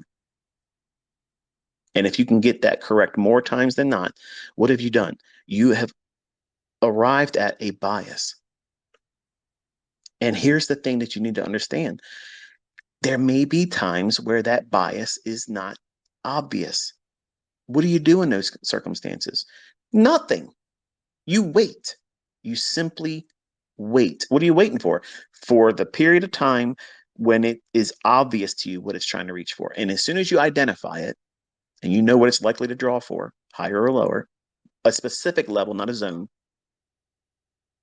then you determine where you're at right now. Is it time that we expect volatility to increase? Are we in a specific time of day that is conducive for a sustained price run? Or are we in Asia where it's likely to sit around and do nothing? But ICT, I got 6 examples right here where Asia, I know that, but predominantly, you know that between 9:30 and 11 o'clock, there's a strong tendency for the market to want to do what? Move. And then have a retracement during the lunch hour. And that retracement may set up another leg higher or lower, whatever the morning session did, or a reverse. Those are all amplified topics that you want to tackle later on. But in the beginning, you just want to know where the market's likely to go to. If you do that, you're on your first steps to avoiding failure. Because everybody that doesn't know where the market's likely to go, they're failing. They're missing the point. The plot escapes them. They have no idea. So if you start there, and I have lessons, all my lessons teach that. There isn't a video that says draw on liquidity, because all of my discussions, every example, every lecture is always talking about that. It's always giving you a little bit more insight about each and every aspect that is required for you to get good at that. And here's the missing recipe ingredient to that: time. Time doing it. Experience is going to be your best mentor. That's why I tell everybody sit down with me for at least a year. And you'll know if you have it in you. But you're going to learn a whole lot of things that I can't sit down and say, you're going to learn this, you're going to learn that. You'll know what resonated with you. But if you understand that skill set and you get good at where the market's likely to go to, the next thing you need to understand is risk management. But ICT, I need an entry. No, you don't. Because you literally can buy or sell any fucking wares appropriate. Don't think so? Test me out in August. August is the shittiest month of the summer. It's big money goes away. There are moves in August. I'm not saying it ain't going to be any volatility, but generally, symmetry, um, precision elements gets a little bit muddy in August. I'll show examples of it being there, but you collectively as a community should think, okay, August, that's if you're going to do any kind of vacations, it should be the month of August and feel confident that being away from the month of August isn't going to hurt you. Now, if you have that skill set of knowing, or if you're going to borrow mine when I point to certain things where I think the market likely to go to, use a micro lot, one, not a mini, not multiple ones, not 15 because your funded account says you can do it. Trade with one micro lot, one micro contract. And just literally, as soon as you identify the draw, determine how far it can go against you before that idea would be null and void for that session. And wherever that is, it might be 30 handles. It might be 45 handles in the NASDAQ. Use one micro contract. That's it, one. And get in there and trade with it right there in a demo, not with your live account, and put the stop loss at where you think it would fail in that idea. And you put a limit order at the draw. You're going to find huge consistency doing that. But I'm not making a lot of money. Right. Because in the beginning, it's not about making money. It's about you conquering your fear about doing it wrong. But you want to be right. And you want to make the most that you can make when you're right. But you don't want to lose anything. You've literally created this idea of trading in the realm of impossible. Because that doesn't exist. Nobody can do what you're thinking trading's all about. Nobody does that. I don't. I'm an inner circle trader. I don't fucking do that. There's a there's a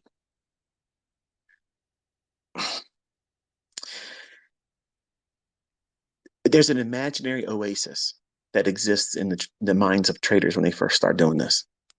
They think that there is some way out there that they can always go in and get the biggest winning portion of the trade and always have the smallest, tiniest little bit of risk and be 98% profitable.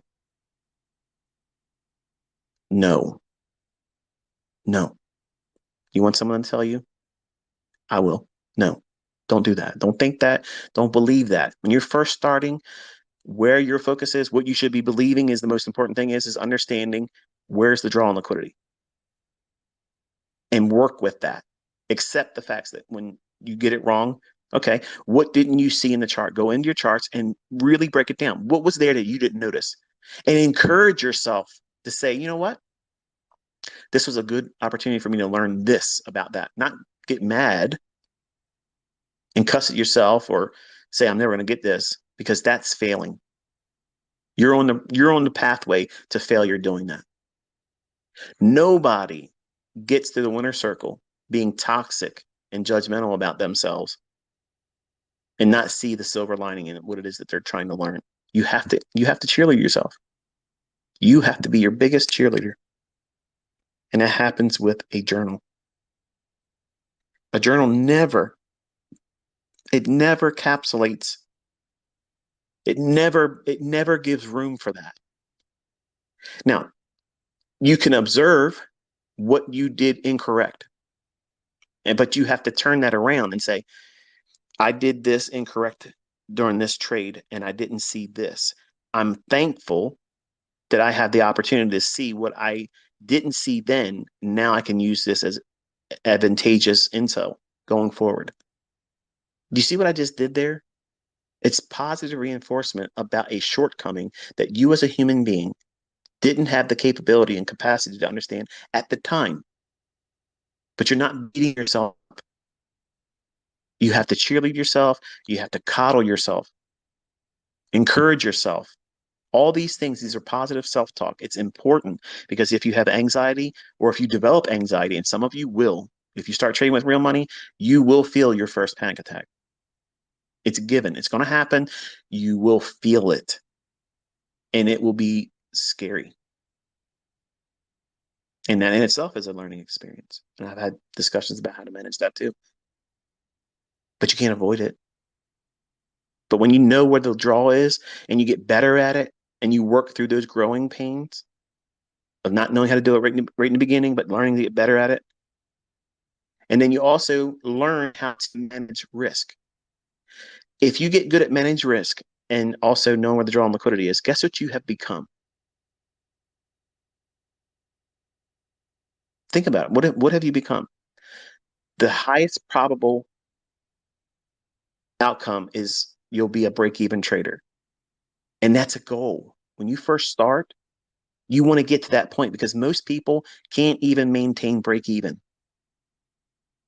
What does that mean, ICT? Like what are you trying to get at here? In the beginning, everybody wants to go out there and start making money right away, but that doesn't work like that. Even with me training you, that's not going to happen.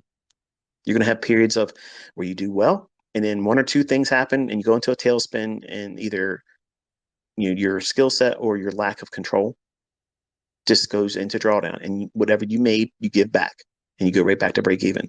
You might dip below the initial equity starting balance of your demo, funded account, live account, whatever it is, but you just hang around that break even starting point. You make a little bit of money, and then you lose it, and then you lose a little bit going drawdown. You're not wrecking yourself. That's water. You're in the game still. You're learning that, oh yeah, I've had losing trades, but it didn't kill me. Yeah, I've had losing trades, but I was able to sleep at night still because I can still trade tomorrow. I have an account that I can still trade tomorrow. I can trade next week because I didn't blow the account. I didn't tear it up so bad that I don't have equity to trade now. You have to have that mindset about what you're doing, why you're doing it. But if you understand the draw on liquidity, where it's likely to go to next, and you do not impulsively take on large risk just for the sake that, well, my broker lets me. Really, the government lets us purchase cigarettes too, even though there's so many toxins in it. It's guaranteed that you're going to get lung cancer. Given enough time, it's not a matter of will it. It will give you lung cancer. Just because it's made available to you doesn't mean something that's good for you. The car goes faster than the speed limits. All of them do. Just because the car will go 100 mile an hour, is it appropriate for you to drive 25 mile an hour zone, 100 mile an hour in front of a school? No. But your car says you could. Why can't I? Discretion, concern, sanity. And you have to have that in trading. You can't lose sight of recklessness and the invitation that you are going to be given many times in this market. So now how do you get to break even? I just taught you. Trade it with the smallest singular unit of trading, even in demo. And you do this every day, and you condition yourself every day, and you learn more. Each example, each time you journal, you're going to learn more about yourself. That's the thing that you want to discover. That's the most important thing. It's not about the tricks I'm teaching in price action. It's about you, because you're not going to spend the time learning properly until you correct those very deviant behaviors that you don't recognize right now, that's going to prevent you from being successful. You don't see where that curveball is coming right now. Nobody does. But at the end of the first growth learning curve, when you finally get to your profitable model and you know what you're doing, when you look back at that point where you know you have something that is consistently profitable and you know what you're looking for in the charts to find that, when you look back at that point, you will see what you have done to yourself that made it more difficult and longer than it needed to be. And you will have to take ownership of that.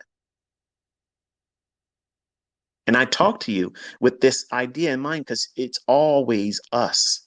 It's always us. And nobody wants to be honest and tell you that shit, especially if they're selling mentorship courses, because it sounds like you're beating up your patrons, you're beating up your customers, and you want to make them be all hopped up and encouraged. Yeah, I have discussions with that too.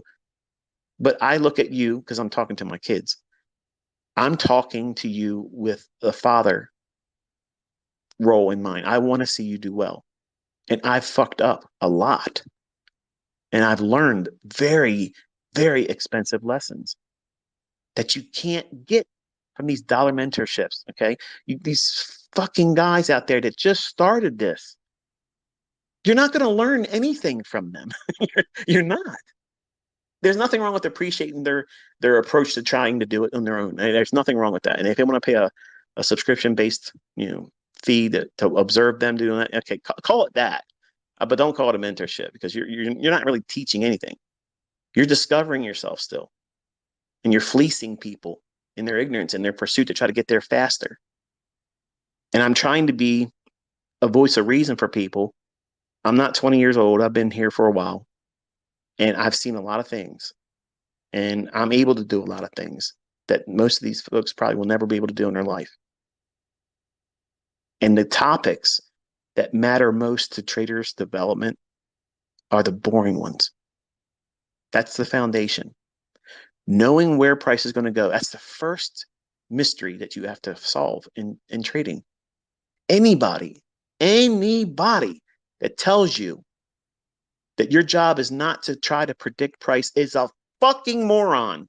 They're fucking stupid. They're a moron. They have no business trying to be a fucking educator. You have no business even speaking on the matter of trying to teach anybody. If you're trying to tell somebody that their job is not to try to predict price, when the whole fucking point of trading is predicting an entry point and hoping that you're right in the directional bias that you entered on. Otherwise, what the fuck are you doing? What is it that you're doing? If you're not trying to predict the future fucking transaction of price going higher or lower and being positioned to profit from that, what the fuck do you call what you're doing? What is it? Because where I'm from, that's fucking gambling. It's fucking gambling. I am not a gambler. I'm looking in there. I said, okay, there's a real reason for the market to go up there. Why? There's a huge pool of liquidity in the form of buy stops. There's a huge pool of liquidity in the form of sell stops. It hasn't been there in recent times. And we have seen the other side of that liquidity matrix tapped multiple times. And it's not showing a willingness to want to go in that direction anymore. So what's it going to do? It's going to revert back to the opposing side of liquidity. Replaced with liquidity inefficiency. The same thing's happening. The mechanism for these price engines are going to be on the basis of two fucking things: inefficiency above or below the marketplace. That's a fair value gap, or real gap. What's a real gap? Opening range gap, a new week opening gap where there's no transactions made between two price points,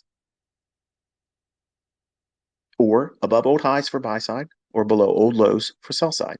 That's it, folks. And once you understand what it is that you're looking for and reaching for, you can go into these moves and look at where points of entry can be made. And in the beginning, it's important for you to identify the fact that they don't have to be perfect. But you are expecting perfect in the beginning, and you can't obtain that. I can't deliver that to you. You are messing it up in the beginning. I messed it up. Everybody that ever learns from me in the future, they're never gonna be, oh, if I did a 2024 or 2025, ICT comes out of fucking retirement. Boom, here it is. He was a liar. He's coming back and doing mentorships again. If that was to happen, and it's never gonna happen. In Jesus' name, I'm telling you, that is never happening.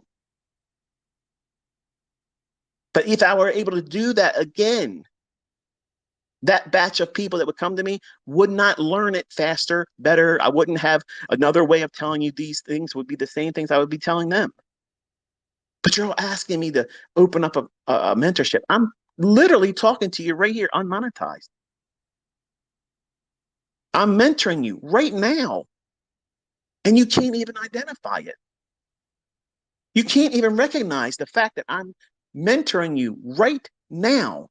But because you didn't pay me, you feel like you're not doing it, or it isn't happening. These are the things that you're supposed to learn. These are the things that you're supposed to be looking for. What's the point of you watching my videos or listening to me talk about it unless you're going to put it to practice? That's a terrible waste of time. If you're just listening to me and you're not doing anything with the things I'm telling you to focus on, train yourself, test, build a back testing log of journaled entries and exits and things that you studied in old hindsight moves. If you're not doing those things, You're wasting your time. And that's horrible. Why would you want to do that? Time is something that we don't get more of. And my time is fucking expensive. There's a whole lot of things I could be doing right now instead of talking to all of you. I'm not getting monetized for this. I'm not getting any reward for it, except for I know I'm talking to somebody. Somebody in this community right now that's hearing this. You may be listening to it in the future. You're not listening to it July 21st, 2023. But it's found you. You needed to hear these things. I can tell you this much. When I was 20, I needed to hear these things, but I didn't know that I needed to hear it then because I was worried about entries. I got to find an entry technique. We're getting ready to blow out that sell side, by the way. Went all the way back up to that inversion fair value gap again.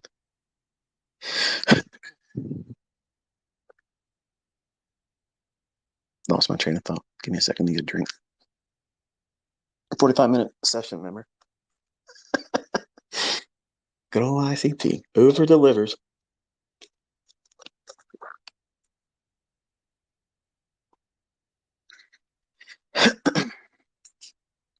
Anyway, failure is a choice, okay? And if you learn how to determine why should the market go to a specific level? Okay, if you can identify both ends of the perspective or spectrum, okay, and what does that mean? This morning I sent you a tweet on the Nasdaq. I'll give you one market to watch. I wanted to focus on one market. And why did I only pick one market? Why am I not looking at ES? Why am I not looking at Eurodollar? Why not cable? Wasn't cable the favorite pair of you in trading forex? And why aren't you looking at the dollar index? And why don't you ever talk about the Dow? Why don't you worry about what I'm talking about and focus like I'm trying to keep my focus? You ever consider that? You ever ask, well, let me see what I can get from just following whatever he's looking at right now? That's what I always ask when I see people complaining about. Why don't you ever talk about gold? Fuck gold. Gold is highly manipulated. Okay. You literally are asking to get burned trading gold. I know there's a lot of people out there with, they're fake brokers. They're going to show you examples of gold and this and gold and that. Gold is an event driven market. So what I do is I take my students into highly liquid asset classes. Forex was my cup of tea for a long period of time, but I took everybody's attention back to where I started as a trader in 1992, commodities and futures index. These markets are absolutely professional. There's no tomfoolery in that. There's no brokers fucking with your spread. Okay. Everybody has the same price.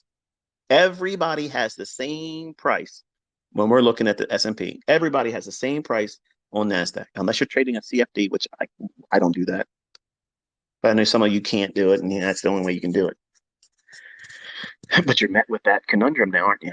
You have to deal and factor in spread. So how do you overcome that fear? ICT, I'm worried about because sometimes the data doesn't match. Right. Well, think about what I already said. You first start worrying about. Well, no, I shouldn't say worry. You should concern yourself with where the market's likely to draw to. That is the absolute golden ticket. Because if you know how to do that, given enough time, you will find a entry model that you'll love taking. It makes perfect sense for you.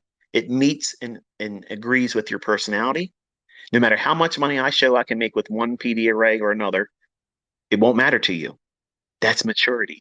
That means that you have found your model. You're not trying to leave what you found. You're now blooming where you're planted.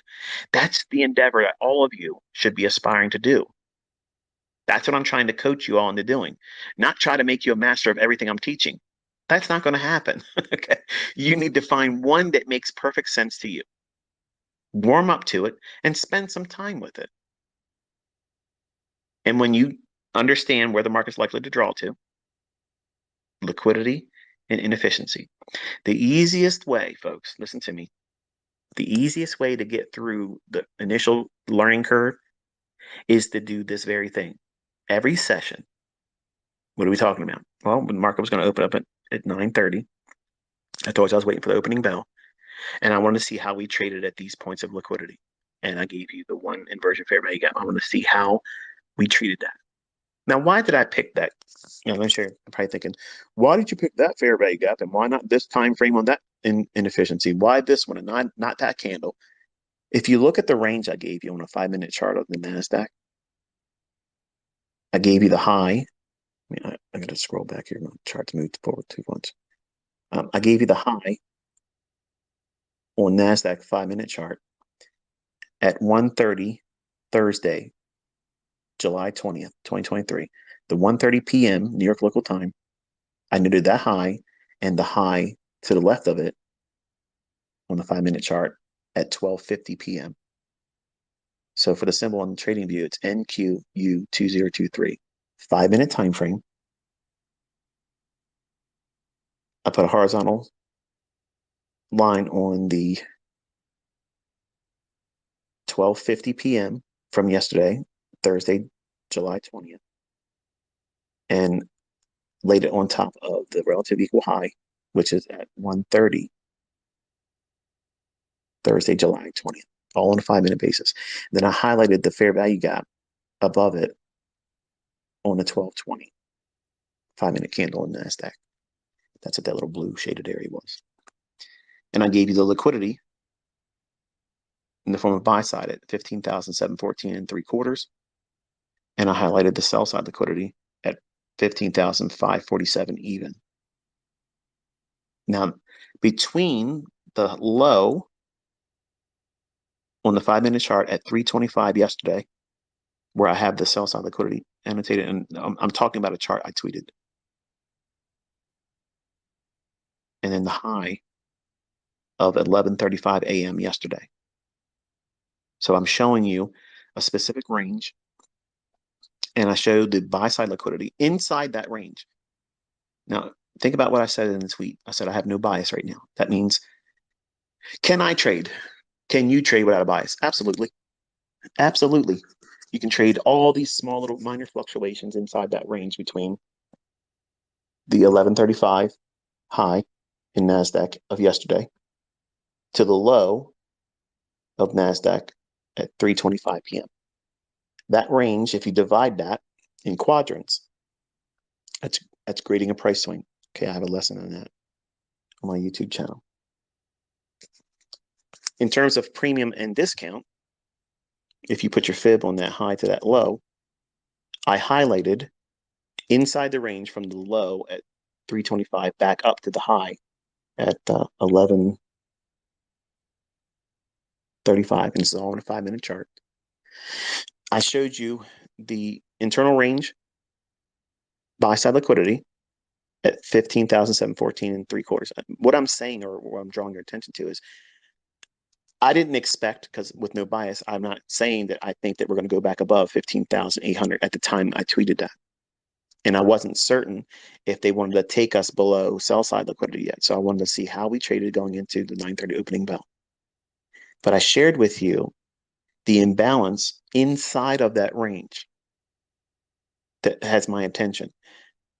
It's that inversion fair value gap. It's like a, I don't know what you would call that color. Give me all of your opinion about what that color is.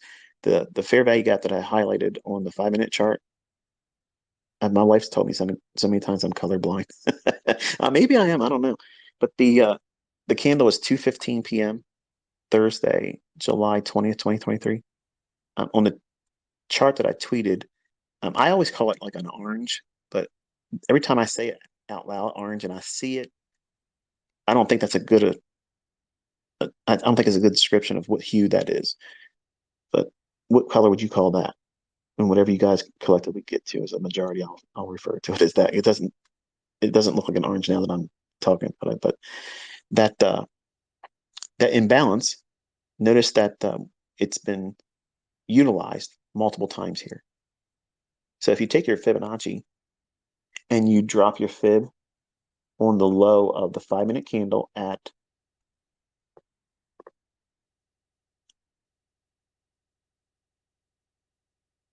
2:10 yesterday p.m., that low comes in at 15,665 and a half. And then you highlight the high on candle 2:20 p.m. on July 20th, 2023 of the 5-minute chart on NASDAQ. And that high comes in at 15,644 even. If you drop your fib on that, on those 2 price points, and you add the quadrants, the 0.25, the 0.75, and the 0.50, that'll give your 4 gradient levels: the actual high, the upper quadrant, the midpoint, the lower quadrant, and the low of that SIBI, or sell side imbalance, buy side inefficiency. If you do that, look at how price reacted off of each one of those levels. But notice that we ran for the buy side first. So that 15,714 in 3/4, once it hit that, what would be the opposing draw on liquidity? What was in the chart that I showed you? The 15,547 and a half. I'm sorry, and even. It's not a half, I'm sorry. So 15,547 even. That's where sell side is, below that.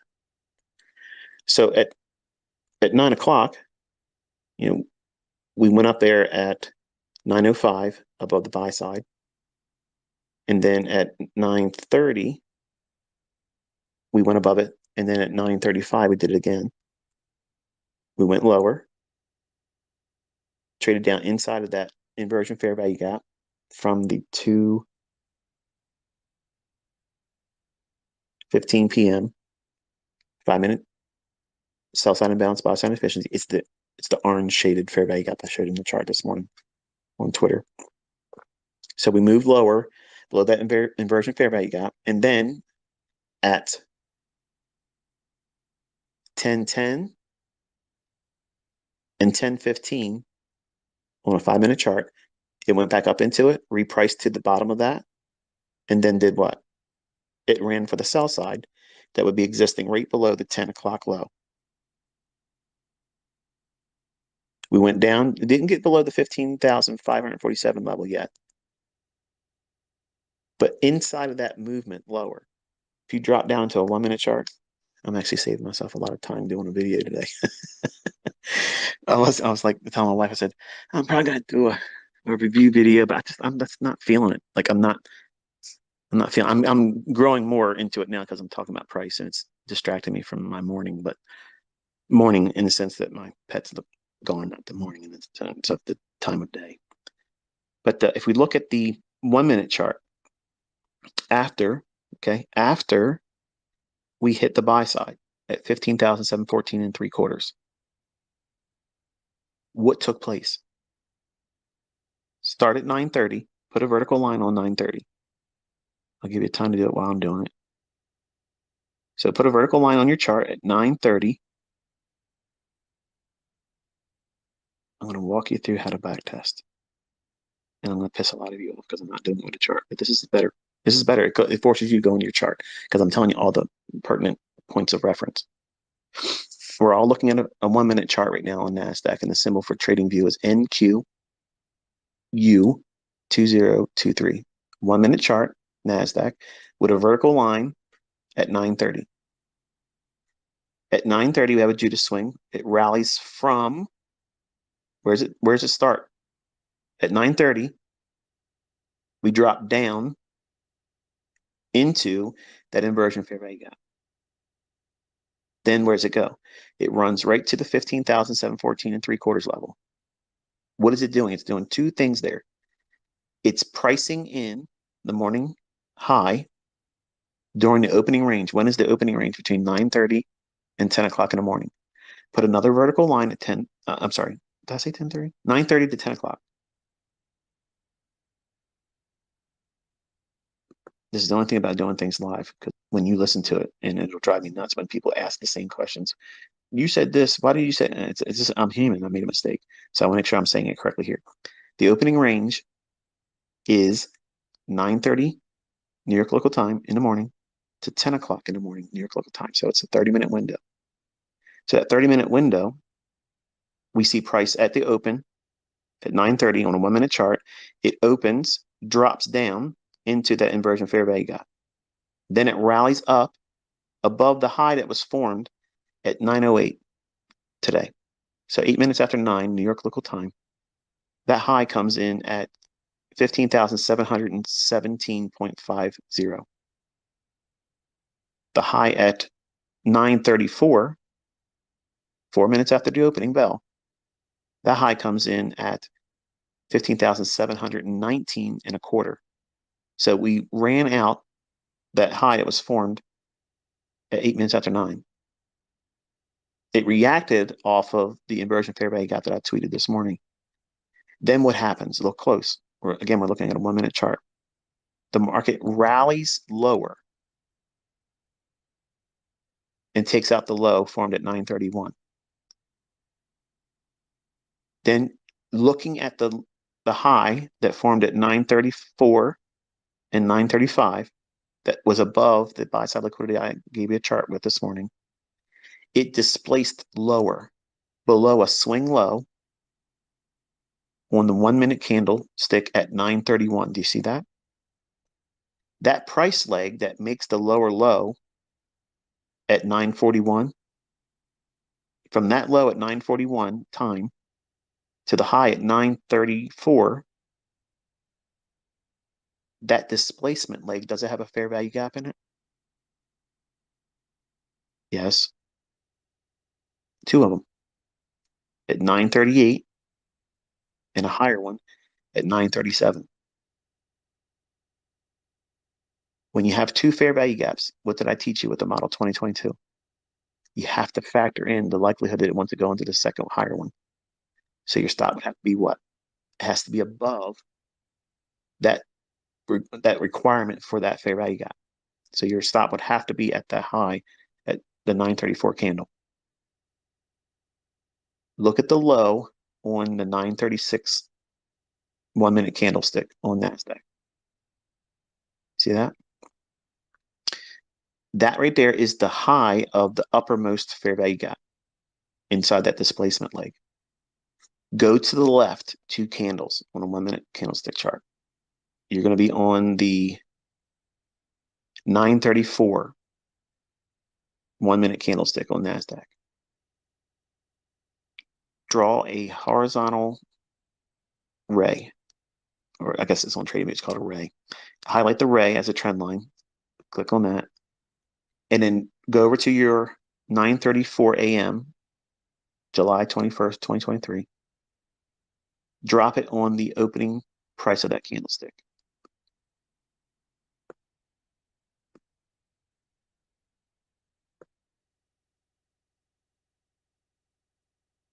Hang on here.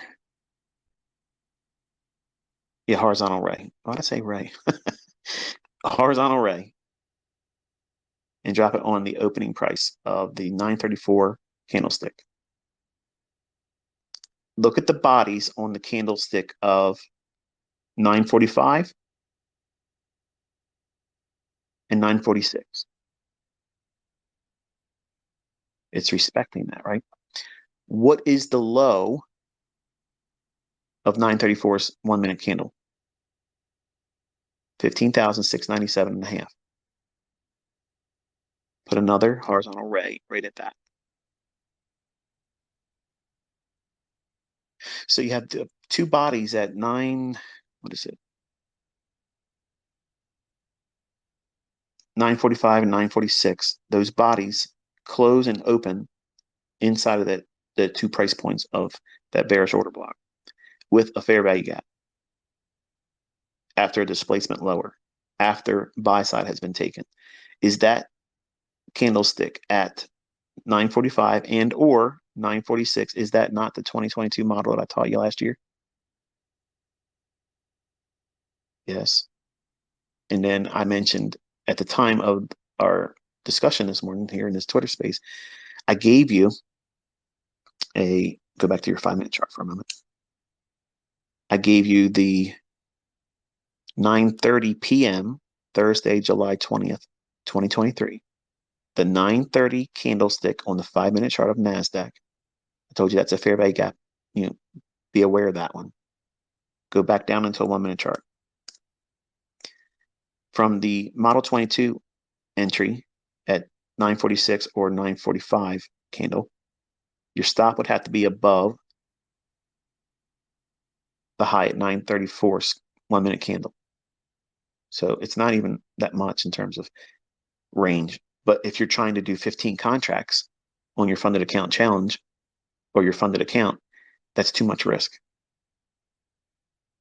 Now, go in and use that with that one micro idea that I was telling you about. Use one micro, use the worst case scenario entry. What would that be? Look at the low on the 936 candle. It's 696.25. Take one tick away from that. So 15,696 even. That's where you would try to get into your short there. And your stop loss would have to be above 15,719 and a quarter. So stop at 15,719 and a half. One micro, not mini, micro. You're teaching yourself how to trade. You're teaching yourself how to trust the setups. You're teaching yourself how to follow a model, not make a lot of money right now or at the gate. That's not how you do this. The movement from that price point down to that fair value gap I mentioned around the 15,588 level. Look how it delivers to it here. And then what does it do at that point? Once it gets down to that fair value gap, and again, 5-minute chart, the fair value gap I'm talking about where it trades down to is the 9:30 p.m. fair value gap on the 5-minute chart of NASDAQ. I'm sure there's going to be multiple versions of this on YouTube. So for the people that can't follow along or getting frustrated, I promise you, if you listen to what I'm telling you the very candles, you go through it with your chart and you'll see it. It's there. But we traded down to that fair value gap on the 1-minute candlestick we're on for NASDAQ right now. At 10:03, we trade into that fair value gap. The next candle we open and then we start rallying higher. Where did it rally back up to? Some random level?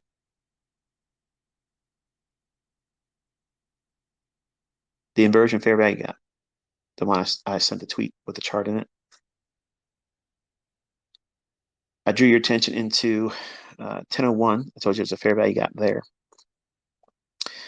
We have repriced back up to the inversion fair value gap. That fair value gap that I told you that was at 10:01, do you see how it's reacting off of it right now?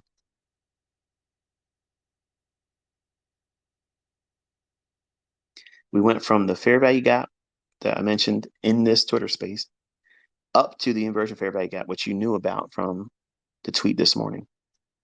And then it trades down in the direction of the sell side at 15,547 even.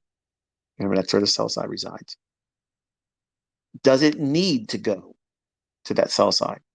This is where the critics and the people that are selling courses will say, see, ICT's concepts don't work, or ICT got it wrong because it didn't go yet below 15,547.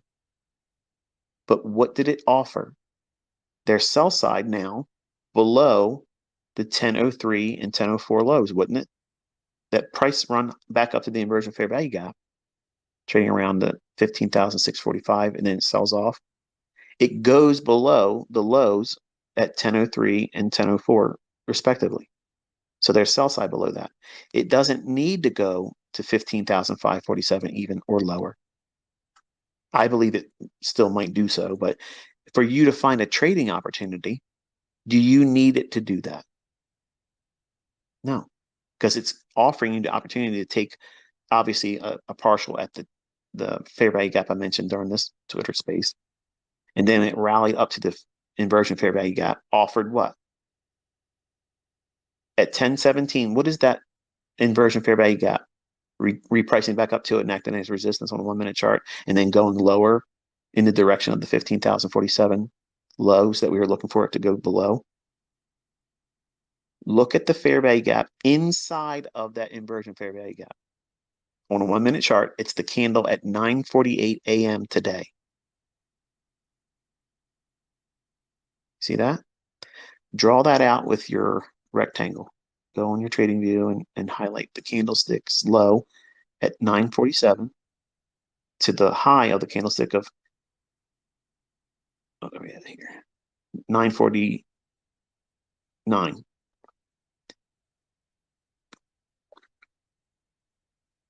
It comes up, bumps the low of that fair value gap, and that candlestick at 949's high is 15,647 and a half. The high of 1017's candle is 15,648 even. So we went into that fair value gap. And it's also the inversion fair value gap. Then we sell off, running for sell side below the lows at 1003 and 1004, digging down towards the direction of where the sell side is. Then it runs back up into the fair value gap I mentioned this morning during this Twitter space. It fails to go lower below that 15,547 and then runs above the fair value gap, but goes into the one I was talking about at 1001. So your 1 minute candlestick chart, the fair value gap at 1001, 1 minute after 10. Remember I told you it's a really, really small one. Price rallied up into that and overshot it just by a little bit, but the high or the drawdown on or heat on that comes in at high at 15,620 and a half. Now, if you're looking for setups, and we've already taken 15,714 and 3/4 buy side, the draw is 15,547 even. Every premium PD array, everything that would constitute a ICT selling scenario, if you look at this chart on a 1 minute basis, there's many instances where you can get in. Do you see the one I'm talking about now on the return back into that 1001 fair value gap, which I talked about live here with you? We reacted from that at 15,615 down to right now at 15,580. That's 25 handles. Do you realize if you did 25 handles a day one time in NASDAQ with one mini, you're doing way better than the average person working in Maryland. Well, not Maryland, but in America. You missed the fair value gap. Okay. You missed the fair value gap at, where's it at? 1 minute chart at 937. You don't see the model 2022. Okay. Okay. No problem. Go through your chart like this and identify all the opportunities the way I teach you. It runs for one side of the buy side or sell side. I don't know which one's going to go to ahead of the 930 opening. It could have very easily traded down to the sell side first, and then it could have set up an opportunity for us to then reach for the buy side at 15,714 and 3/4. You have to have an envelope above and below. You're looking for buy side and sell side in a range. I explained to you why I picked that range. If you go and look at the one trade setup for life, the context of what I was using that range with, I teach that in that video. I gave you the chart, the framework, what I'm looking at this morning. You do not need a Bookmap. Okay. You don't need all these things. If it helps you to see it visually in concert with what I'm teaching you conceptually, there's no problem there. But I promise you this, you will outgrow those things because you don't need to know. Like, for instance, right above the high in a 1 minute chart, above the high of 15,620 and a half, there's buy orders right there. I don't have Bookmap. I don't have all those things. I just know that buy orders have been trailed lower, and anybody that wants to go long, they're going to want to be a buyer above that. But my approach to teaching you is how to look at things very simplistic. It doesn't seem simplistic because I have a lot of technical jargon that people will say it's rebranded bullshit, but none of this stuff exists anywhere else. It might look like because I have a rectangle. Okay. I might have a trend line on there mocking retail support resistance diagonally, but I attack that stuff. Old lows, I don't look at that as support. I want to run to it and through it. Old highs, I'm not looking at that as going up there and act as resistance. I want to see it like the SWAT team bash through it, run through it like it's nothing. because I want the orders above that high. I want the orders below that old low. They're not sitting at the low. It's below it. So when I'm teaching you as my students, I'm teaching you how to anticipate, to predict, not react. I'm teaching you how to look at the charts and say, okay, I can see where those victims are going to get hit. Who's the victims? The people that have stop orders above old highs and below old lows. They should have stop losses. It's good. It's good that they're using that. But it's even better that they're doing it because we can attack it and go after it and use them for counterparties to our trades. Don't feel bad for them. As a Christian, you shouldn't feel bad for them because they knew the risks when they signed up. Everybody reads those risk disclaimers, right? You couldn't tell me one sentence any risk disclosure gave you. You just want to get in there and make money. Same with them. They know that if they're wrong, they're going to lose money. But just like we talked about in this conversation, most people don't identify the measure of risk that's available. They only see the potential upside. And I teach with the aspect that you need to appreciate that measure of risk and be respectful of it. Because if you don't, you won't be in this game long enough to really get good at it and then appreciate and glean the fruits that are available to those that know how to do it. So anyway, going back into this 1 minute chart, I gave you the framework on the two sides of liquidity. Okay. And without a bias, you wait. Which side did they run for at the 9:30 opening? They took the buy side. Okay, wonderful. Where's counterparty liquidity? I gave you 15,547. Now, in between 15,714.75 and 15,547 even, is it going to be a straight line from 15,714 and 3/4 down to 15,547 even? No. That's the benefit of using these lower time frame charts because it gives you a plethora of setups to either engage and trade with, demo or live, or opportunity to back test it.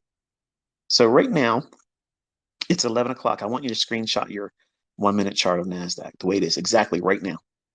Don't wait. Just hit that little camera button in the upper right hand corner on TradingView. And you should see, let me count them real quick. I'm not going to do all of them. I'll give you the ones that you should know based on what I've taught on my YouTube channel. 1, 2, 3, 4,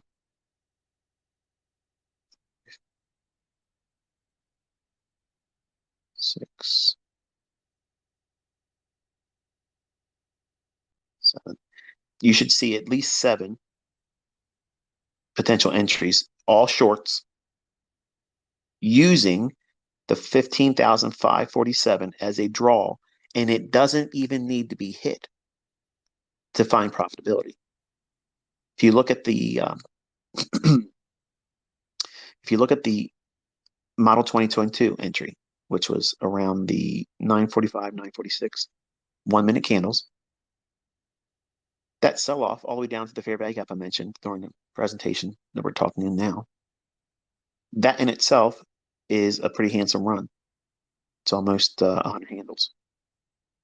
There's something wrong with that. That's a nice haul. Then it returns back up into the inversion fair value gap, goes lower, runs out the lows that were formed at 10:01 and 10:0. I'm sorry, yeah, 10:03 and 10:04, 1 minute lows, and just falls short of the 15,447. So the sell stops that are resting just below that level, they're still intact. I don't trust that they're going to stay intact, but that's where we're at right now at the time of the live Twitter space. But then we run right back up into that fair value gap I mentioned, the note on your chart, all the way back up into the 10:01 fair value gap. And then it sells off once more. Going into what? Where was previous intraday liquidity? It was below the 10:03 and 10:04 lows. There was sell side down there. So what's happening there with that drop at 10:58? Traders that had longs that watched it turn at 10:30 and start to rally, that retracement is going back for them that would have raised their stop loss up that was below. They were thinking that 15,547 is support. When we've seen it turn go higher, they're going to be aggressive. They don't want to get a losing trade. They're going to cram their stop loss up just below the old support at 1003 and 1004. And that run right down there at 1058 goes back in that same old pool of liquidity. So it's digging down into intraday liquidity like that. You got to be really noting it. It's not just simply imbalances, or it's not simply, well, let me say it this way. Just like I teach you that inefficiencies are not one and done. In other words, they don't just get repriced and refilled with delivery of price, and then that's it. We don't worry about them anymore. They're going to be referred back to. That low that was formed at 1003 and 1004 on the 1 minute chart on NASDAQ, the algorithm will refer back to that again, even though it made a lower low at 1030. So that low, it doesn't know. Listen to me. Okay. It's very important. The algorithm does not know how many orders are above or below any specific level. It doesn't need to know. Human nature is that's where the orders are going to go, because that's where you're all trained to put them. So the price goes right back down to it again, because the fact that we didn't take out that 15,547 even level, there is liquidity resting below that. It doesn't know how many orders are there. It just knows that it has not purged that area yet. It's called handshaking. Okay. So when the algorithm runs to these areas where pending orders would be, that function is called handshaking. So the price is offered at that level. So that way, orders that would be there, it has no understanding or awareness of how many orders there are, but it goes there to permit the opportunity for liquidity to pair willing buyers with willing sellers. That's the handshaking aspect of it. Anytime intraday a low is created, but a larger pool of liquidity has not been engaged, the intraday lows or intraday highs that have formed before, in context, so you follow what I'm saying, the lows at 1003 and 1004 on NASDAQ are above the 15,547 even low. And the sell low at 1030 in the morning was lower than the lows formed at 1003 and 1004. That's a given. But it did not engage the 15,547 even level or below it. So what the algorithm will do is it's inside the range. What range am I talking about? The 1030 low and the 934 high. So it's going to look back through that range and refer to where are the swing lows. It's referring back to 1003 and 1004's lows. Sell side's going to be there. Why? Because it's coded to refer back to the 15,547 not being engaged, and it repriced to a short-term premium at what? 10:48 a.m. at a fair value gap I told you live in this Twitter space to have on your chart. Then it sold off to some random level. What PD array did it drop down into at 10:58? It's reverting back to inside the range an old low that would be utilized for anyone that would be long and trusting the 15,547 low as support. It's advanced, I know. How would you know that? Experience. You'll get it too. So anyway, the sell-off just from 10:48 to 10:58, that's 10 minutes in duration. And from, what is it, we'll call it 614. 15,614 to just bump the low at 10:02, or 10:03 rather. The low comes in at 578. So what's that? 14. It's about 25 or so, 25 handles, just in that drop.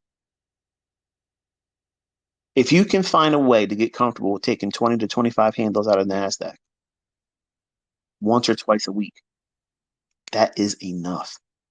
Really, you can do it just once a week, and that's plenty.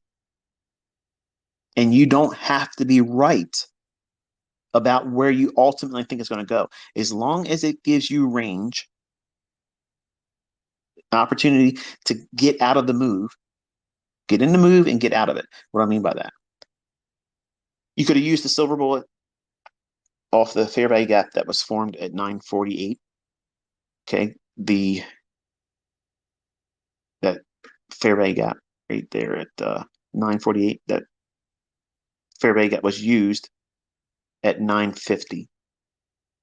So trading down into the fair value gap I mentioned in the live stream or this presentation, from that point of entry at 15,649 and 3/4 down to the fair value gap, we'll call it at 15,588. That's in itself a significant price run. It's not 5 handles, it's not 10 handles, it's significant.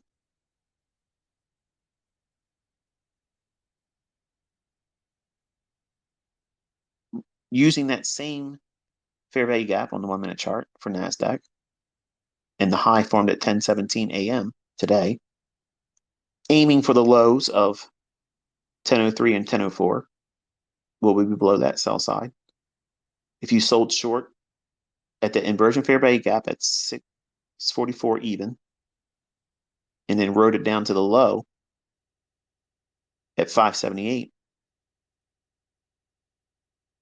think about how many handles that is. And it does not need to get to the 15,547. That draw is like a magnet. Okay. That's how we're using liquidity. That's how we're using premium or discount inefficiencies. It's a catalyst to anticipate price going to that level. If you take a strong magnet, maybe you did this like I did as a student in school. If you put a magnet underneath a desk at school, okay, and you have a whole box of paper clips and you drop them above onto the desk, is every single one of those paper clips going to go exactly right where the magnet is? No. The majority of them will be scattered all about, but then you'll have this concentrated pile of paper clips that go right to where the magnetic field is strongest. But there's this influence that it has as it moves farther away from that magnet. The paperclip will fall right there, and it'll be just enough to hold it. Well, think about that magnet effect being at 15,547. And you're seeing how from 934, the high on NASDAQ, how we started moving towards where the magnet's strongest pull is at 15,547 even. And below it, there's sell side below that. Just like every one of those paper clips aren't going to land and stick to the highest form of magnetism that magnet is offering below the school desk at school. You're going to have this spread out array of paper clips that just fell, not randomly. It's being influenced by the magnetic waves of that magnet. The same thing's going to happen in price action. You're going to have all these little collections of swing highs and swing lows and a collection of candlestick bodies that form at specific price levels. These price levels, the inversion fair value gap, the fair value gap, and the ones I talked about live here, those are those distant magnetic field levels, just like in the same example or analogy I'm using for in a real world. If you take a magnet and you drop paper clips on top of a wooden desk, the magnet's going to draw and influence every paper clip within its field of influence. And we're seeing that same cause and effect in price delivery, but not randomly. See, you can't see where those arcs are in the field of magnetism that magnet may be utilizing, like orbits, okay? The influence of how far away from the magnet it can be strong enough to hold or influence a metal object that's light in weight. Well, price, it's going to react, but gravitate to this source of magnetism. And liquidity is that magnetism. The effects of how fast we get there, that's a variable. And that variable is understood based on the economic calendar, time of day, and what we have done in the present range. And what do I mean by that? If you look at the high, this is turning into a PhD level shit, ain't it? At 934, that high, and we anticipate, this is important, folks, the range high in terms of buy side liquidity, I gave you that this morning at 15,714 and 3/4. The low for the sell side was 15,547 even. So if we're bumping the buy side when no bias is there, right away our mind goes to, okay, what's the counterparty to that liquidity? It's the 15,547 even level where sell side would reside. So we can anticipate, we can predict.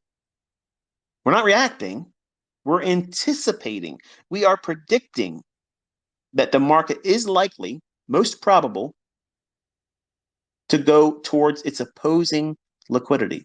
So our belief is this: at 9:30, there's always some kind of measure of manipulation. That Judas swing, that fake price run that gets everybody hopped up thinking it's going to go because it did this first. Okay, I like the first move mentality, but it has to be used and incorporated in the proper sense, and that's why I gave you that range of where liquidity is and that inversion fair value gap, because it's going to be influential this morning, and you can clearly see now it has been. But that first initial run higher to the buy side, that makes it likely that we're going to go lower. So if we know that the buy side is measured at 15,714.75, and we are interested in the liquidity that's below the relative equal lows on NASDAQ at the level of 15,547 even, if we put a fib on that high down to that low of 15,547 even, if we do, I'm going to ask you to do it live, okay? Do it with me as I'm doing it.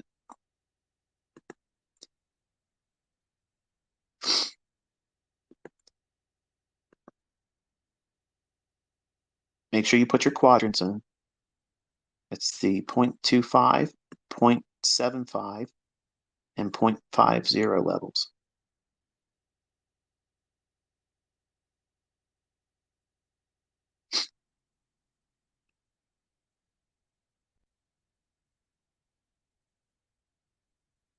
Okay, you should have them on there by now.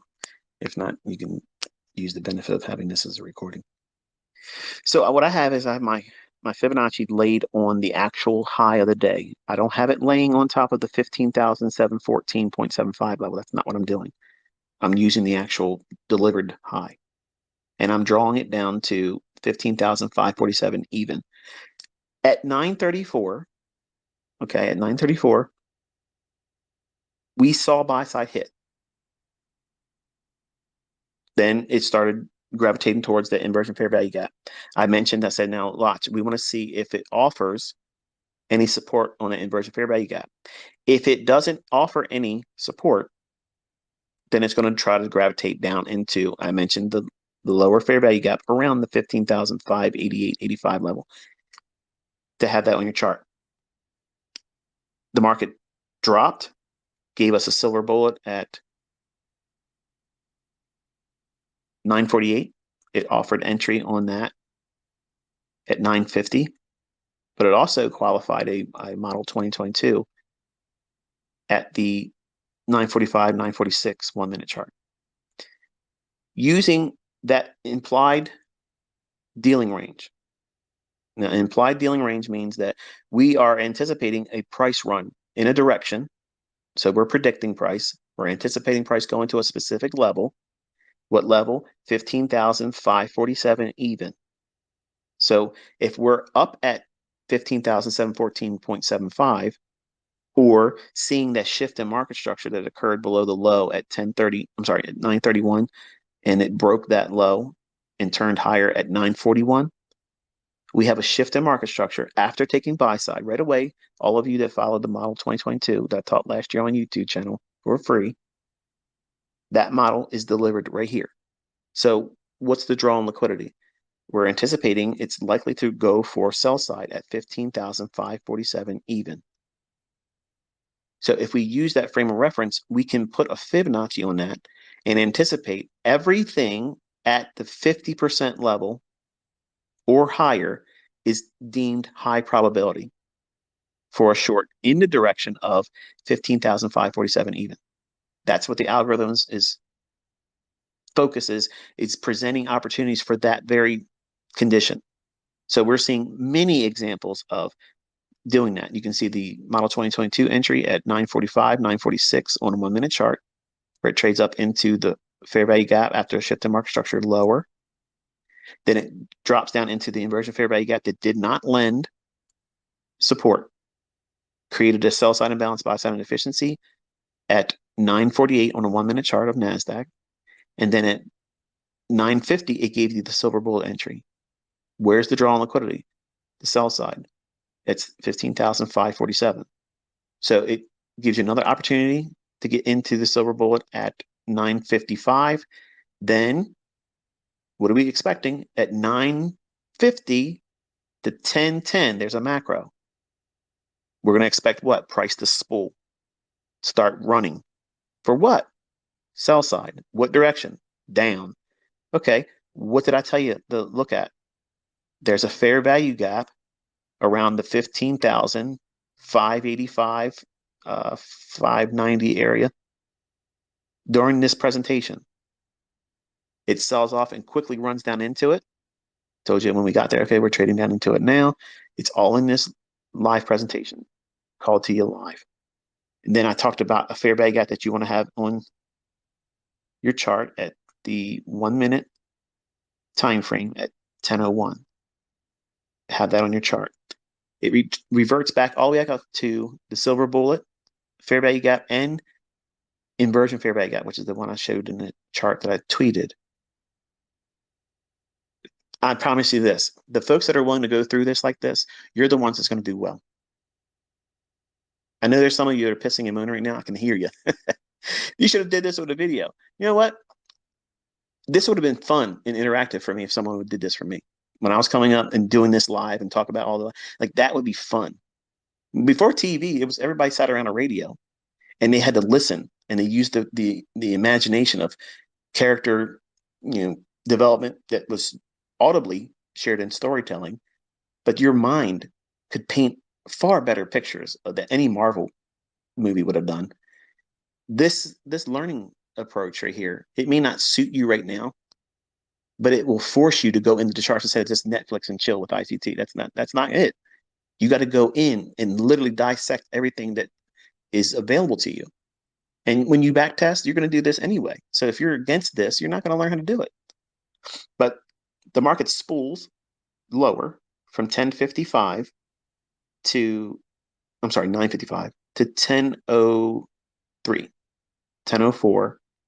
And then it rallies back up into the inversion fair value gap, sells off again, and goes into the 1030 low. We are meandering around. Look at the consolidations that are occurring at the 15,590.00 level. That's the lower quadrant level. It's also that fair value gap I told you before it actually became, used in price action. So before we drop down to it, I told you about that fair value gap. But look what it's done. It's around the lower quadrant of the range between today's 934 high to the 15,547 low that we were referring to as sell side liquidity. That's the relative equal lows from to the left of your chart. We have one reaction at that level at 1003, 1004. Then price finds use of that lower quadrant at 15,590. I'm using the Fibonacci level of 0.25. It works that level at 1034, 1035, at 1040, then trades above it to the fair value gap I mentioned on the 1 minute chart to have that on your chart. Then it gravitates lower, sweeping the lows that were formed at 1003 and 1004. Then it rallies back above and then finds support at that same lower quadrant and the fair value gap. Took the buy side that's resting above 10:48 a.m. up to a high that did not return to the inversion fair value gap, but it made enough of a price run without trading with a bias. I'm sorry, trading without a bias rather. You can use all these points of liquidity, back and forth trading. But I want you to know that even though that there's opportunities to go long in here, it's better, it's more appropriate for you to filter those out and look for the shorts until we're proven that the 15,547 is not a factor for today. Now it's at 11:25 right now.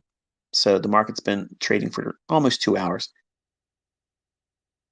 I am questioning the sell side still below 15,547. It does not mean it has to be delivered. It doesn't mean I'm going to be right.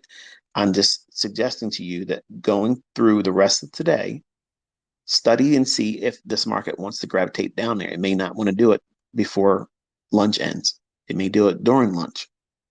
It may not do it at all today. Okay. But going through the motions, you can see how we had multiple entries at the 50% of that Fibonacci on the dealing range from the 934 high to the implied dealing range low of 15,547. Multiple shorts were offered. 15,547 did not get breached, but it still offered many opportunities to get short and take handles out of the marketplace. 20, 25, 100, 70. Those are in this chart. Do you need a bias? Not if you know how to trade internal range liquidity. If you can trade internal range liquidity, you don't ever need a no bias. It's advantageous that you do because otherwise you wouldn't anticipate trending days. And when trending days come, you will get burned trying to trade intraday volatility. Perfect example, like I guess it was last week, where the market just kept on moving. Or was it this week? My mind's a little blurred right now. But where I saw a lot of people complaining how the market went up to where we thought it was going to go. The volume imbalances on the weekly chart. But there wasn't a whole lot of entries. There was a lot of entries, but not as many as you're used to and accustomed to seeing. So if you're trying to trade without a bias, it's something that can be done. But I don't want you to think that, well, let me just avoid trying to be good at picking bias or draws on liquidity because I can't do it right now. So, I mean, that's not wasting any time. I'll just be the trader that trades without a bias while you don't know how to trade and you're going to hurt yourself. So I want you to take what I'm saying and measure it with common sense. So what would change this whole idea that I would not want to see 15 or not want, but I would think that 15,547 even would not be traded to and through today. If we go above the inversion fair value gap, okay, and we treat 15,670 and trade above that. In other words, at 15,670 or 15,665 thereabouts, if it's using that as support and starts rallying above and takes out the entry that was used for the 2022 model that I was outlining this morning here on this Twitter space. In other words, it takes out the 945 swing high. Then we're most likely not going to be even considering that sell side, and then they'll be leaving it intact. With that being the case, if it does in fact do that, then I would be really interested in seeing an opening higher on Sunday, gap higher, making an attempt to try to fill that gap and start moving higher. That's how I'd use that information. I would not try to carry anything over the weekend, and I'm not saying that you should go long. I'm not saying you should go entering short here. So everything I'm saying here, I'm giving you context that way. Nothing in this presentation can be taken out of context. So you understand what I'm saying, what would cancel this, What would be what would I look for going forward the rest of the day? Here's one for you. Um, I like the idea that we're going lower as long as we stay below that inversion fair value gap, basically, is what I'm getting at. So as long as that orange shaded rectangle that I put on that chart and tweeted to you this morning, that you should have on your charts already annotated, as long as we're below that, my mind is thinking that we're going to try to at least try to make a sweep below that 15,547. Am I expecting a lot of downside below that? No, but I just think that that would be reasonable to trade down there. And if it doesn't, if it just stays in consolidation between the high and the low that's already formed today, it wouldn't surprise me either.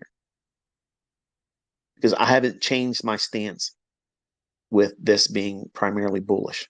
So I'm not trying to coax you into, oh, we're in a bear market, even though we were looking for sell side right when it was about to deliver the very day, and we've been going down since. So twist the knife, ICT, twist the knife.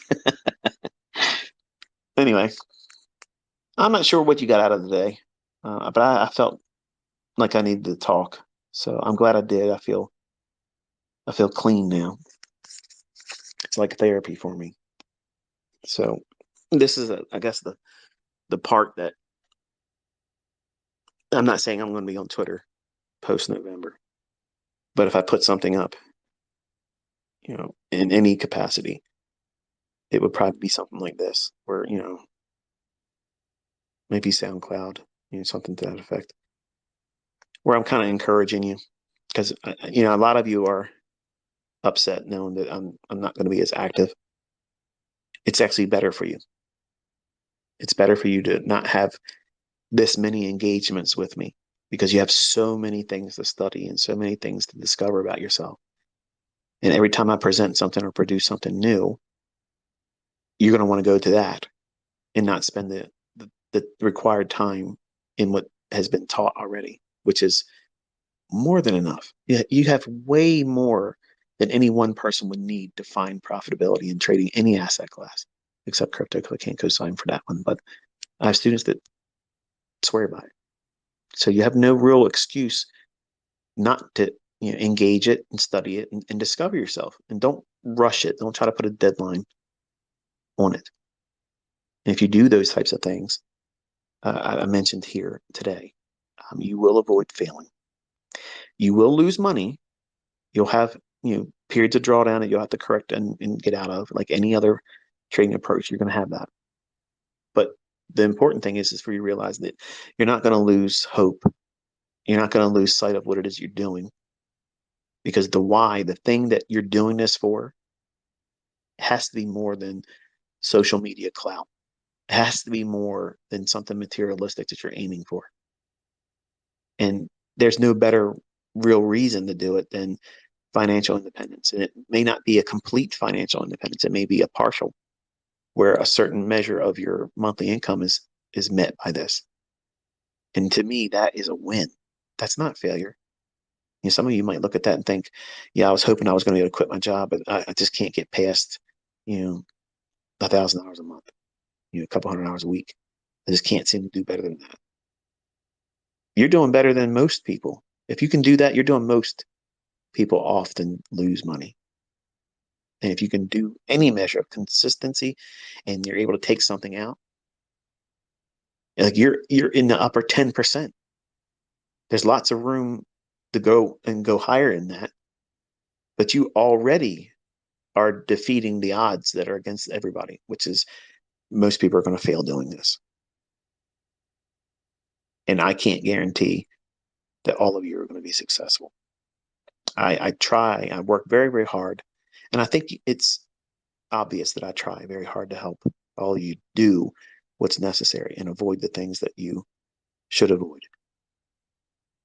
There's a small faction of individuals that are not willing to listen to what it is I'm doing or take odds with me. It's irrelevant.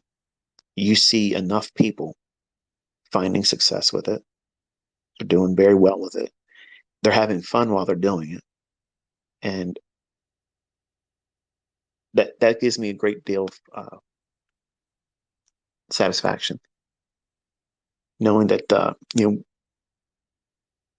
my last year doing all this stuff, I'm making the biggest impact, and I don't discount that at all. So I try to be very selective, even though on the live presentations you can see me swing, and you watched me and heard me swing from one end to the next. And I try to keep that from you in the recorded presentations because I know it can be a distraction and it can put off some individuals that, you know, holier than thou. Oh, he said a cuss word. I don't want to say it. Sometimes it is to happen. I don't want to go off the rails. Sometimes you guys enjoy it. I don't like it. It's something I wish I didn't do. And in November, I'll never have that problem again.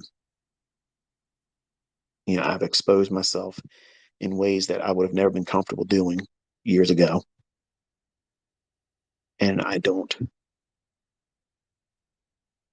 want to give the stage for, you know, people with less character that want to make a mockery of it. I mean, they can't even do close to what I'm doing.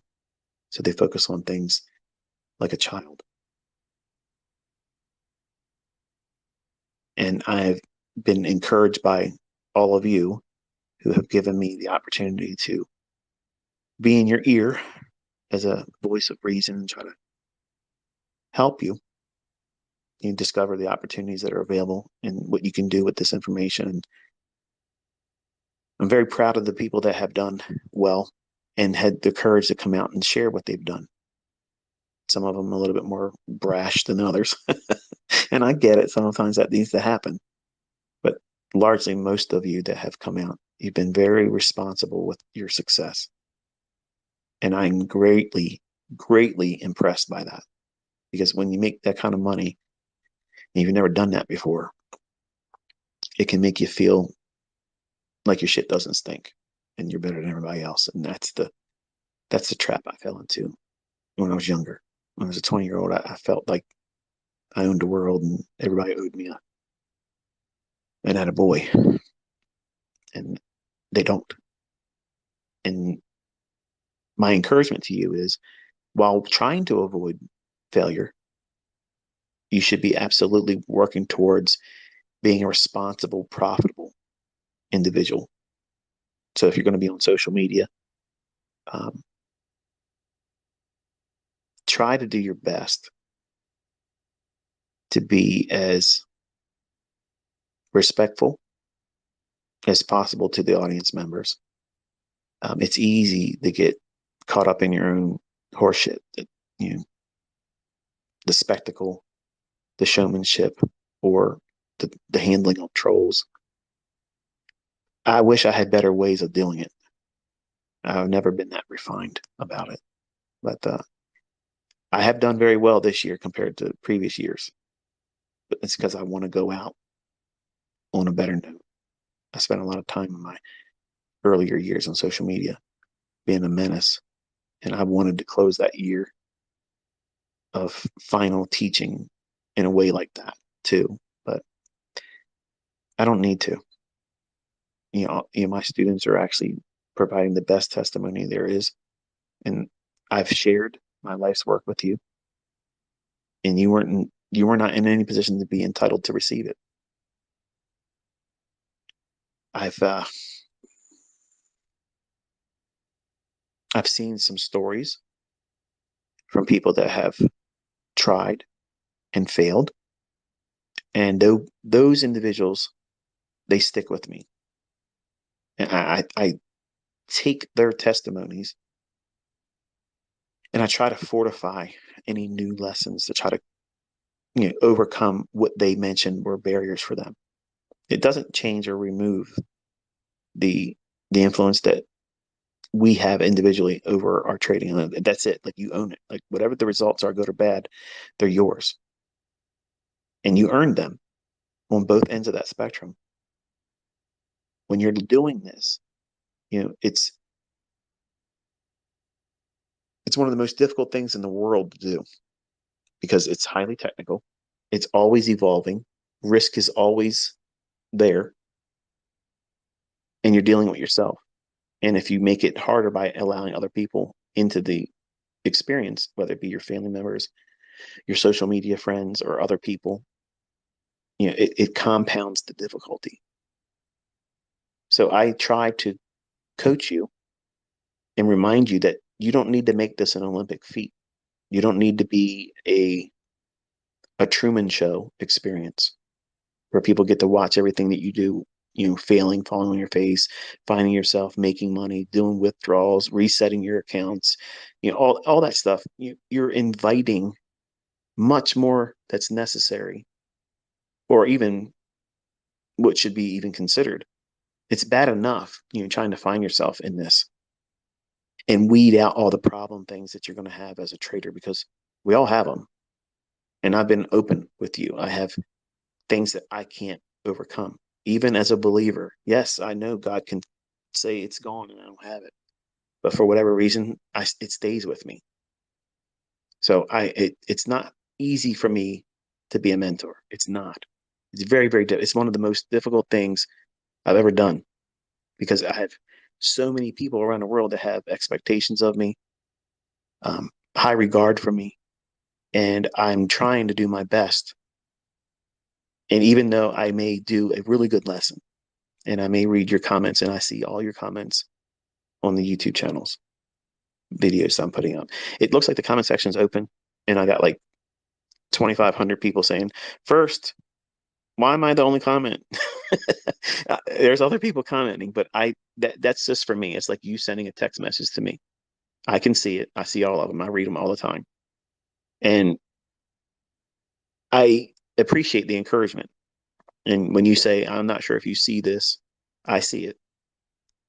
And I thank you for the time that you give me those little small feedbacks.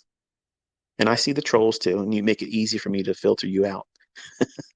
All I gotta do is I don't see you anymore, because I don't give a shit about what your opinion is. If you're not in agreement with the hive mentality here, that we absolutely believe and know that there's an algorithm. You're hearing him, and we know that there's market manipulation. We know that the market's going to deliver certain ways at certain times. And I don't care to hear the opinion that's opposing that. I'm not out for a debate. You have to go out there and cancel out what I've proven and what other people have used and now make money with. The burden of disproving is in your hands. I've already proved it, and it's been transferable. Other people were able to use it and see it, anticipate it, predict it, and it's just a fascinating thing. Like I can't wait to take my hands off the wheel in November and watch how all of you develop. And I know there's going to be mutants in this group that's going to try to become, rebels, and they're going to say I'm a, piece of shit because I didn't teach this, and they're going to pretend they knew something all along. It's all kinds of stuff like that's going to come out. I don't care. I don't care. I'm growing older. My life is going to be spent doing things that I enjoy away from the marketplace. I don't need to trade. I don't need to do any of this anymore. And when I'm done, I'm comfortable. I'm satisfied that I taught everything to the best of my ability. And there's no future anything. Whatever I put out in those books is going to solidify that I'm the author of all this stuff. And that's the final reference and talking point on it. And anything else you need to find is this, study what you have your hands on. I don't want to be on your talk show. I don't want to be in your teaching circuits. I don't want to be on tour with your things. I don't want to be on your podcasts. I don't want to be interviewed. I don't want any of that stuff. And it's not because I'm wanting to be rude to you.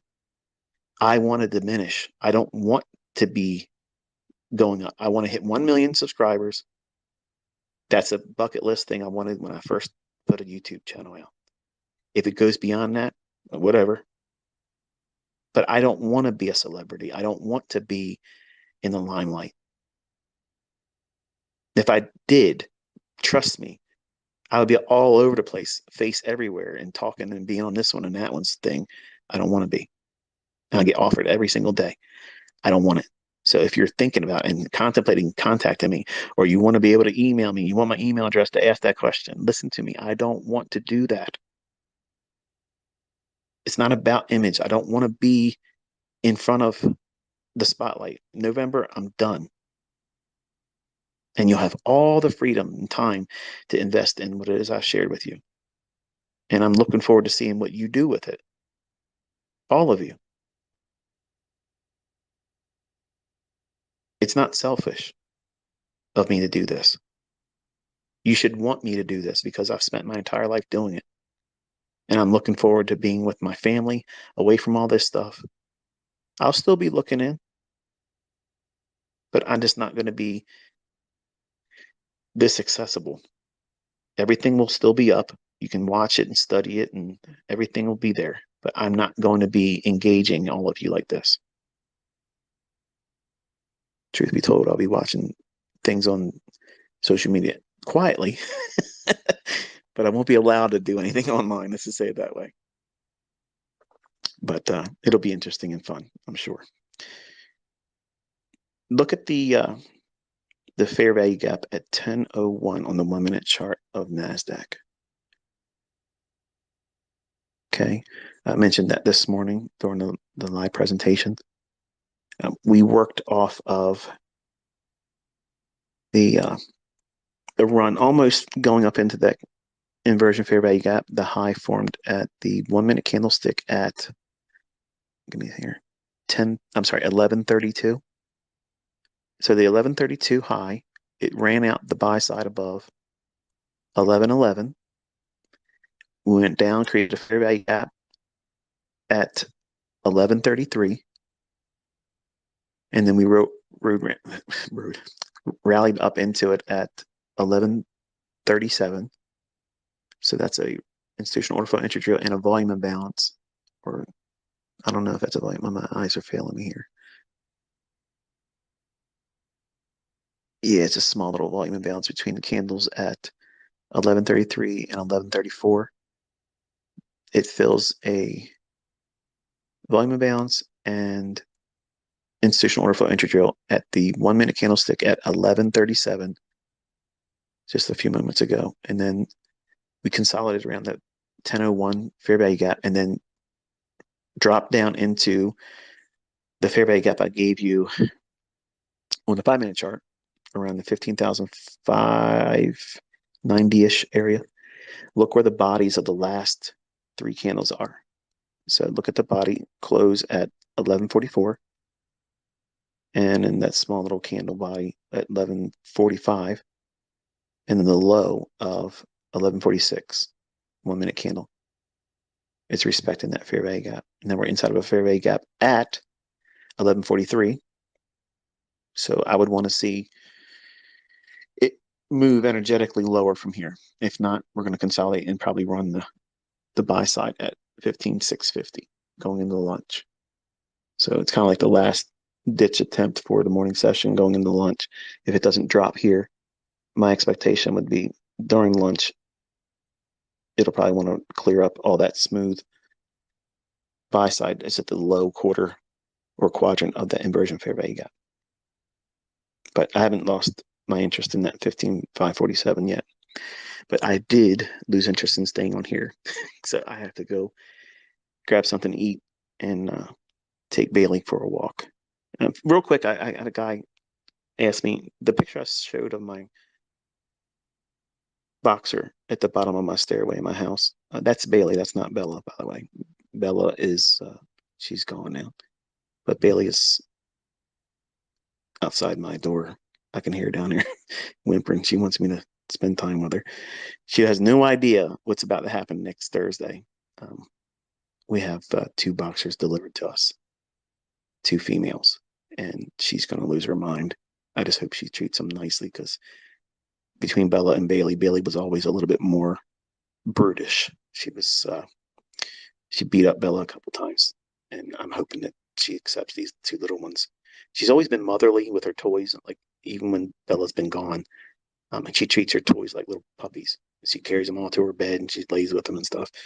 So I'm hoping that she'll mother these two and not try to kill them. But I'm gonna have my hands full starting next Thursday with that too. So at any rate, I'm gonna close. Have yourself a very pleasant day and enjoy your weekend. This is the I guess the Saturday shotgun just done on Friday because I have a weekend of my family and my wife poolside. So I probably won't have the opportunity to do this again. And I needed to talk to y'all to get it off my chest. So I've had fun today. And if you didn't have fun, I apologize. And hopefully you got something from the discussion. If not, sorry. It was more therapy for me than you. Until I'll talk to you next time. Be safe.